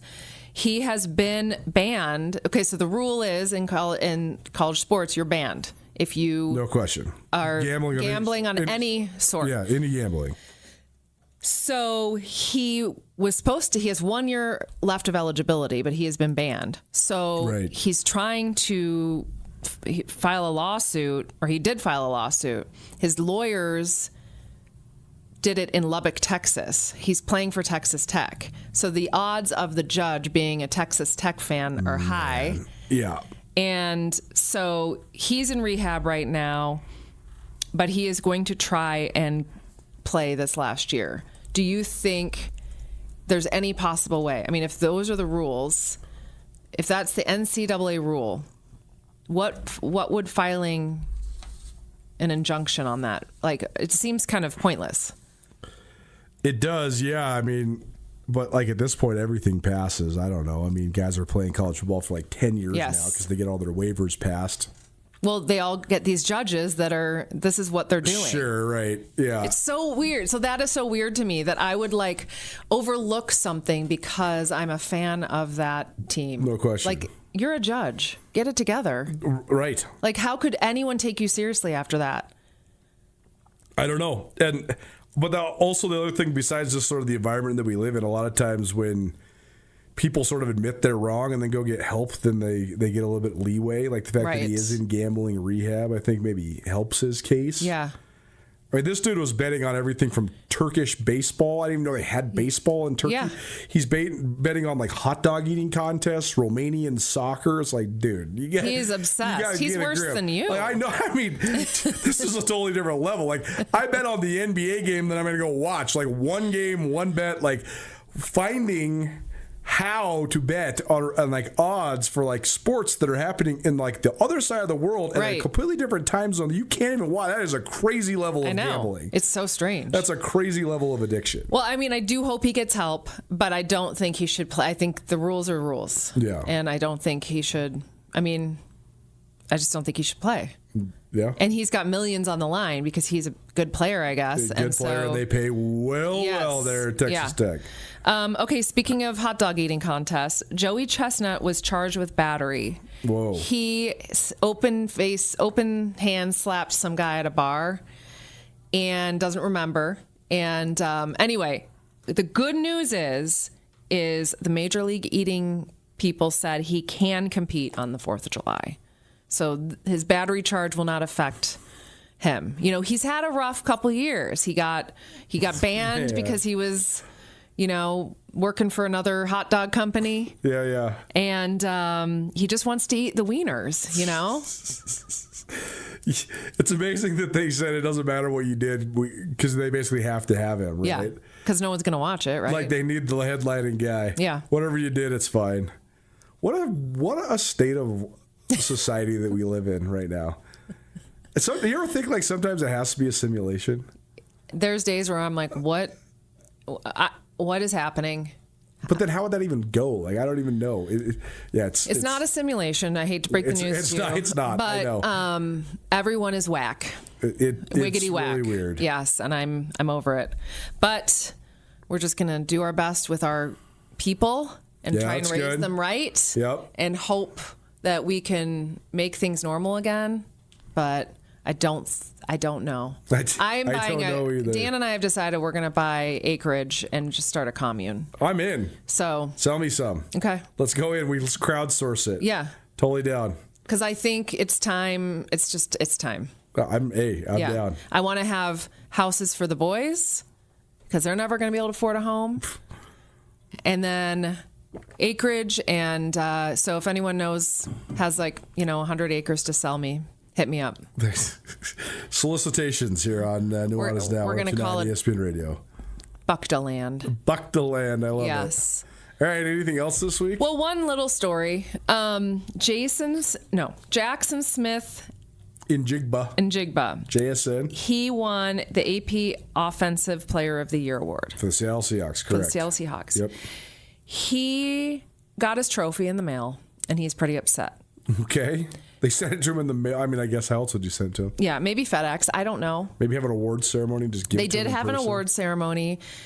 Funnily enough, the person who named him said his name wrong, which is understandable. It's a hard name to pronounce. Sure. But there was quite a few typos, not his name, on the trophy. So first, the person who announced him as the winner announced his name wrong. Okay. Then they named the trophy said Defensive Player of the Year. And then of the year was like all one word. Mm-hmm. And he's filming it on TikTok or Instagram, and he's all bummed out, and he's like, this is really disappointing. And I just want to point out that every time we win awards here, they misspell Buckta. Oh, yeah. They also misspell our, what radio stations we have. They always do the wrong call letters. And I think he needs to just relax a little bit and enjoy the trophy no matter what, and LOL. Hey, roll with it. Good piece of advice. Yeah, so Jackson, what did you say? Jackson Smith and Njigba, JSN. JSN. That JSN needs to just simmer down over the trophies. I wonder, do you get money with that award? Do you get like a cash prize? I don't know, actually. It's so funny. Because as long as the check clears, that's all that matters. Let's see. Does the AP Player of the Year get money? The AP NFL Player of the Year. What does AP stand for? Associated Press. Oh. Used to be a substantial organization. Yes, $250,000. Dang. I thought Associated Press at first, but then I was like, well, that's not sports related. Yeah, but that used to be a pretty prestigious organization. I mean, I think it still is. So Jackson Smith and Njigba just signed a 4-year, $169 million contract. $120 million guaranteed, $69 million at signing. So he can afford to get a new trophy himself. So do you even care about making $250,000 if you are making if you just got $70 million in your bank account? So I guess think about this. All that matters is that the trophy's right. Like if I was him, I would just donate that money, right? Yeah. Yeah. To me. To us. No doubt. Nuanez Now tonight, ESPN Radio. Thanks to our great friends at Hot House Yoga for their continued support of what we got going on here. Hot House is an awesome place with expanded class schedules. If you want to check them out, you can either go online or find them on the Mind Body app, or just swing by the studio right in the heart of downtown Missoula. Yeah, enjoy some sweaty yoga. It's good stuff.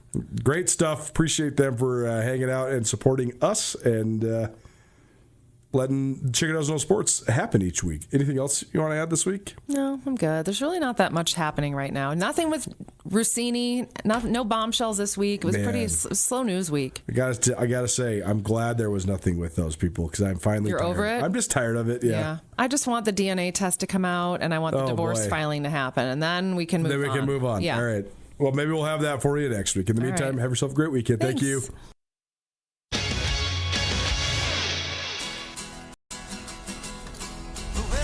Around here, we see a lot of people head out. No matter where they're going, we just make sure they're ready. Before you hit the road, Get a pre-trip safety check at Les Schwab Tires. It's free. Plus, this May, save up to $200 on select sets of 4 tires. If we can't guarantee it, we won't sell it. At Shields, we're anglers, endlessly seeking and refining techniques.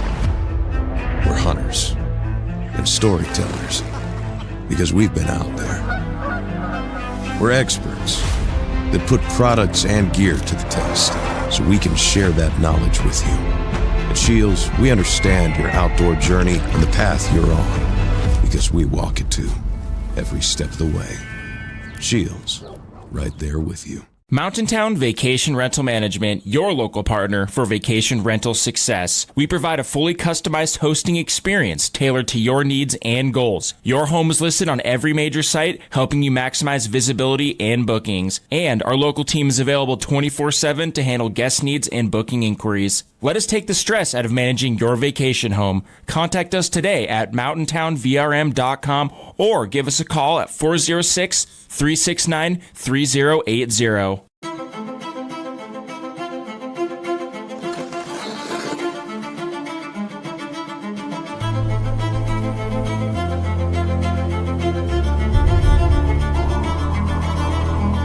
The rare moments in life, they're not just few and far between. They're meant to be treasured.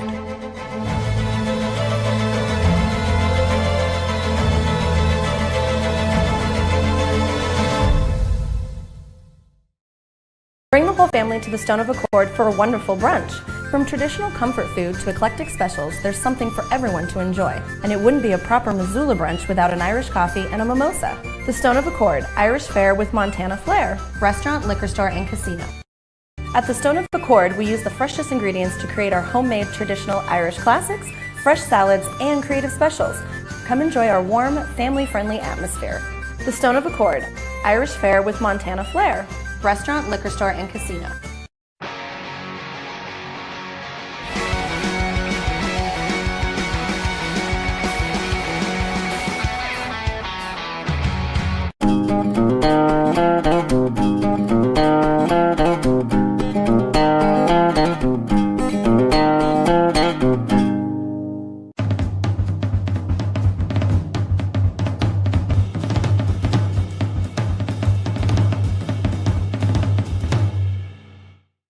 ESPN Missoula Sports Center.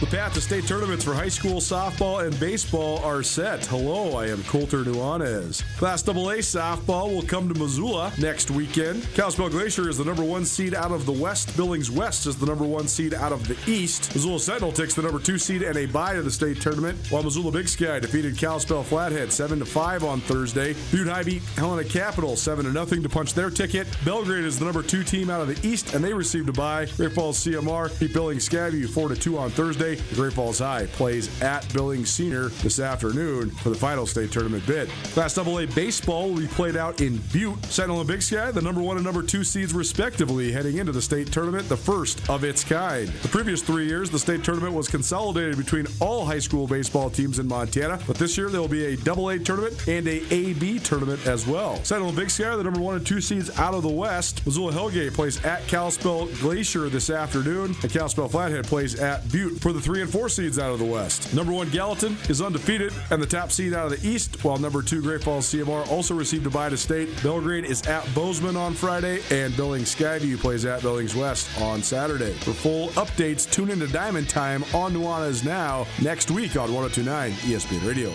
This ESPN Missoula Sports Center is presented by Canyon River Golf Club. It's Nuanez Now on 102.9 ESPN Missoula. Watch the show statewide on SWX Montana Television.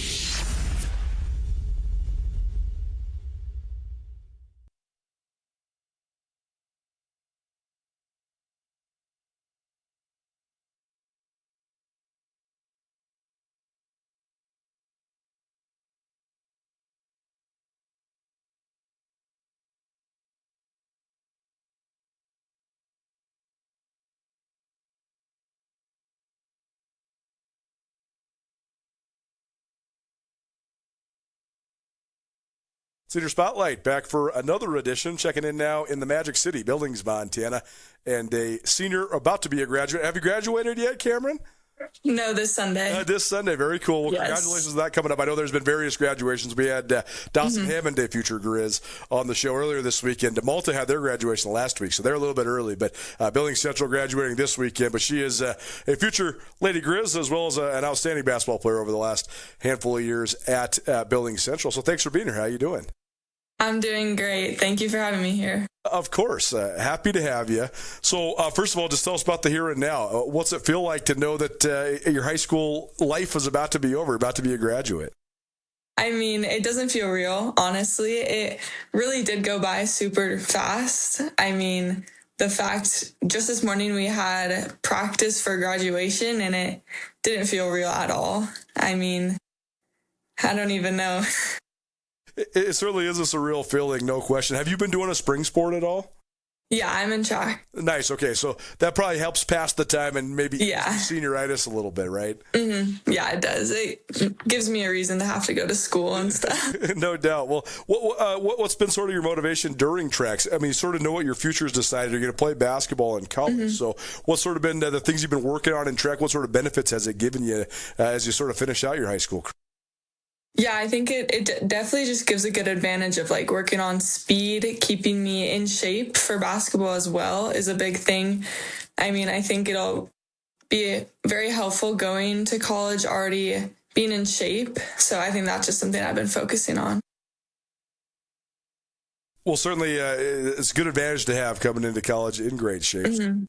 Take me through your high school basketball career. Billings Central had so much success. I know this last year maybe didn't go how you guys wanted at the very end, but you finished with multiple state championships and you had such an awesome career. So just take me through. What are some of your favorite memories from your time there at Billings Central? I mean, going back to back was so surreal and amazing. And on top of that, with an undefeated season, I think that's just like everything you could have asked for. I remember that tournament state championship game, Dylan just kept like making their way back. And then when the final buzzer went off, when Coral hit the like last second shot, it was such an amazing feeling. That whole season was just so awesome, something we had to work super hard for. And even this senior season, like it went amazing, even though the outcome wasn't like everything you would hope for. I would still say there wasn't anything I would have wanted to change about it. I wouldn't want my high school career to go any way different, honestly. It truly was amazing.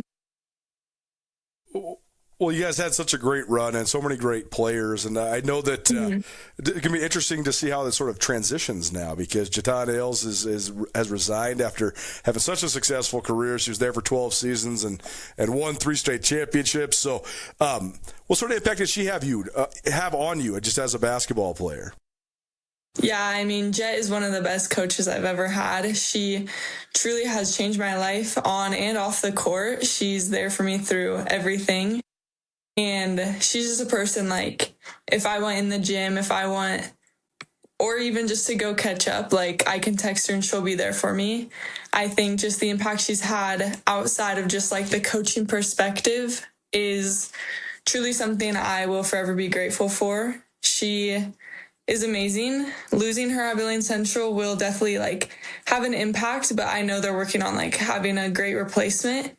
But being able to be coached by Jatan was like the best thing ever. Well, very cool that she had such an impact on you and all your teammates. What else were you just remember about those times? I mean, you've played with so many gals that were great players too. So many that got on to play in college that are going to go on to play in college like you are. So, I mean, why is that? What do you think that about Billings Central girls basketball has caused to have so many individual success stories and also team success stories? Yeah, I think it's just like how we hold each other, our standards we hold each other to. We're always pushing each other to be the best. And I think when we're pushed to be our best, we just make the surroundings better as well, which allows each and every one of us to succeed. And I mean, being on a court with multiple collegiate athletes is just something truly special. Not a lot of programs are able to experience that. So I think we definitely took full advantage of that.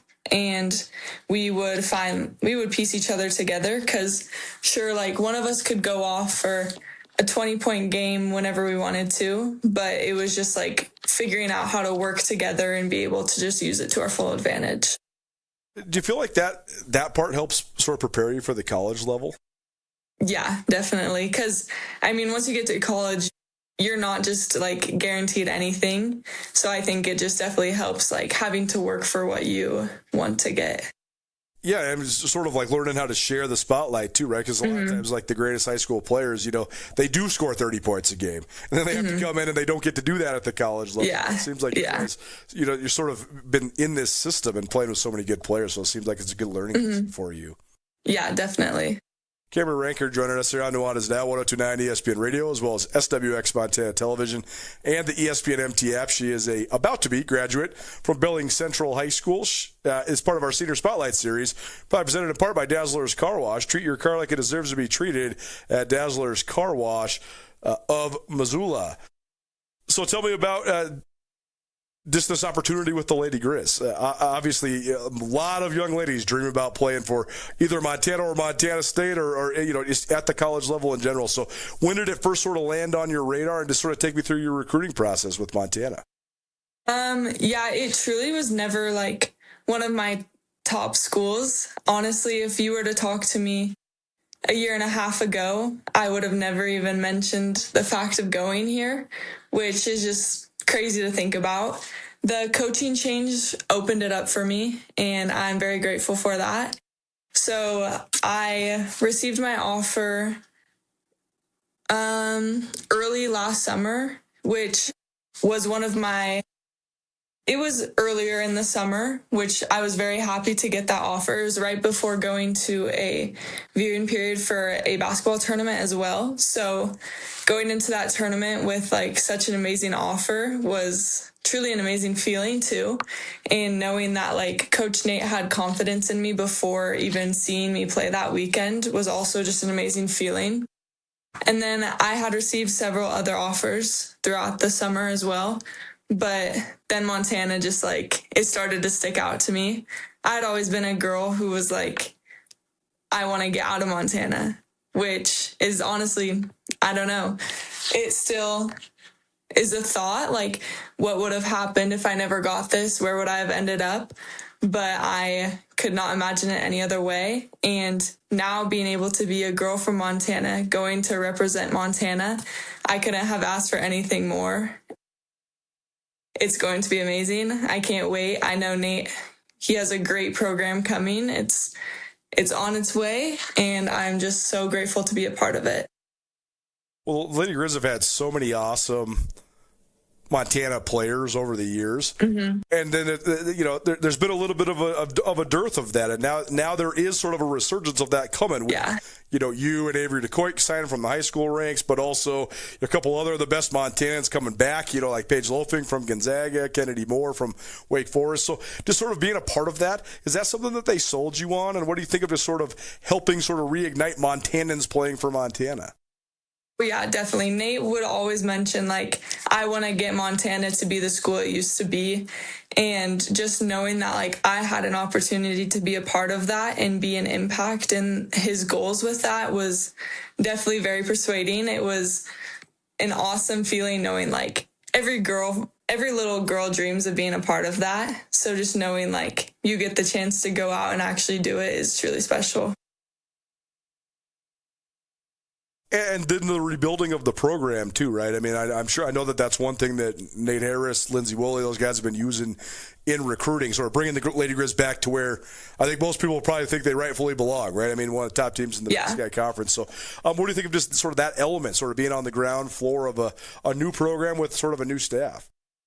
Yeah, I'm very excited for it, and coming in as a freshman with that too will be awesome. Just knowing like I'm not the only new person right now. We'll all be able to work all summer, piece us together one by one. Like, it'll just be an amazing experience too. And I know they have just amazing girls coming. I'm super excited to get to play with all of them. So I'm just very excited for it. Just stylistically, what have they just told you just about how they sort of envision you fitting into what they do, just offensively, defensively, stuff like that? Mm-hmm. They love how like quick I can play.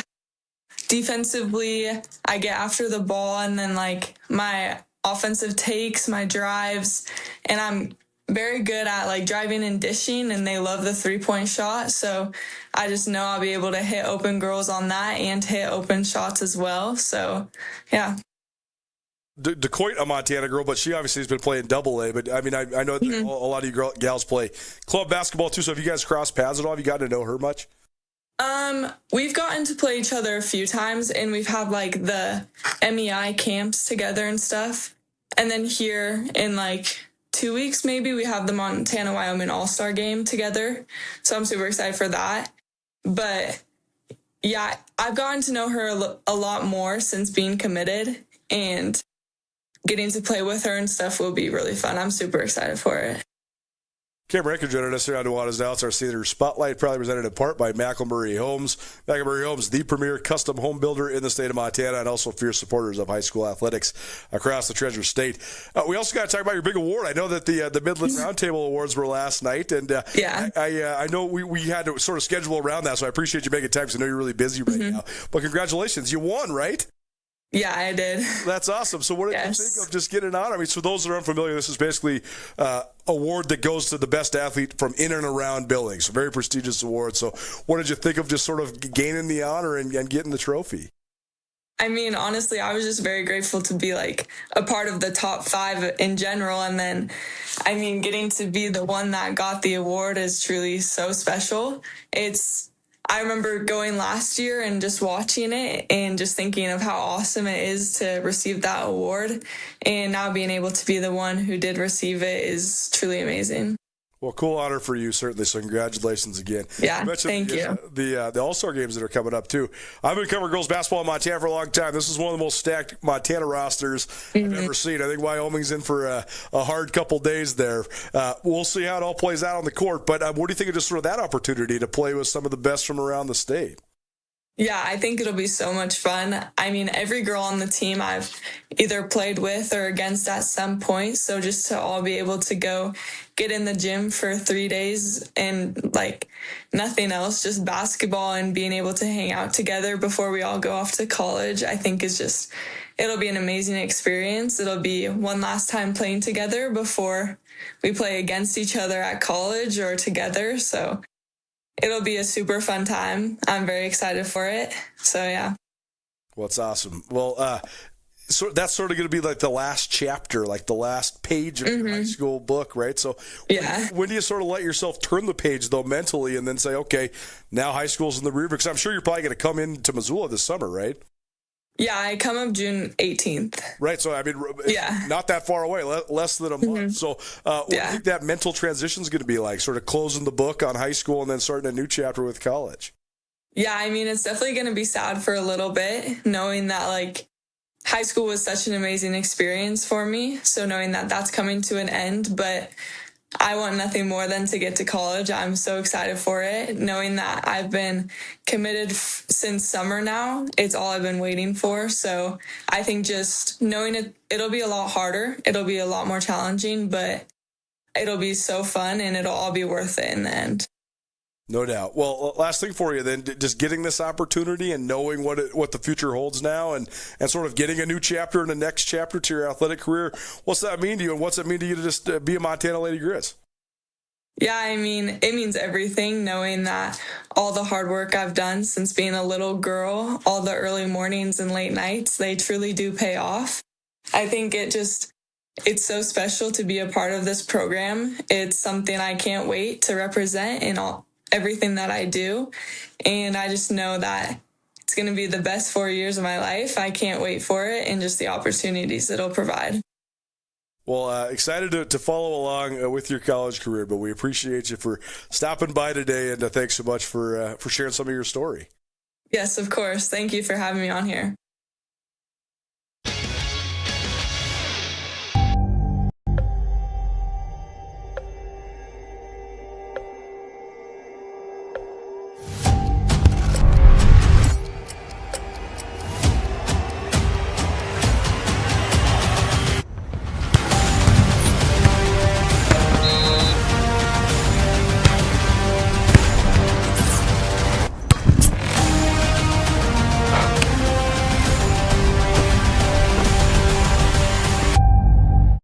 Bring the whole family to the Stone of Accord for a wonderful brunch. From traditional comfort food to eclectic specials, there's something for everyone to enjoy. And it wouldn't be a proper Missoula brunch without an Irish coffee and a mimosa. The Stone of Accord, Irish fare with Montana flair. Restaurant, liquor store, and casino. At the Stone of Accord, we use the freshest ingredients to create our homemade traditional Irish classics, fresh salads, and creative specials. Come enjoy our warm, family-friendly atmosphere. The Stone of Accord, Irish fare with Montana flair. Restaurant, liquor store, and casino. Access to Montana's great backyard is the best part of being a Grizzly. At the University of Montana, our classrooms are the mountain peaks, river valleys, and never-ending plains of the Big Sky Country. We provide students with the hands-on training to protect and enjoy hunting, conservation, and stewardship. UM launches the careers of outdoor leaders so that they can protect our traditions and ensure they are passed down for future generations. Because what's made in Montana is remaking the world. Why would any business let you use their product and give you 365 days of reassurance? Mattress Firm does because they believe in their mattresses. Save on top brands like Nectar, Tempur-Pedic, Beautyrest, Serta, Stearns & Foster, and others. Mattress Firm carries $149 mattresses all the way up to the luxury Purple Rejuvenate Premier. 0% in payments as low as $39 a month, along with 365 days of reassurance. See why Mattress Firm is Montana's best place to find the sleep you deserve. Mattress Firm, where it's easy to get a great night's sleep.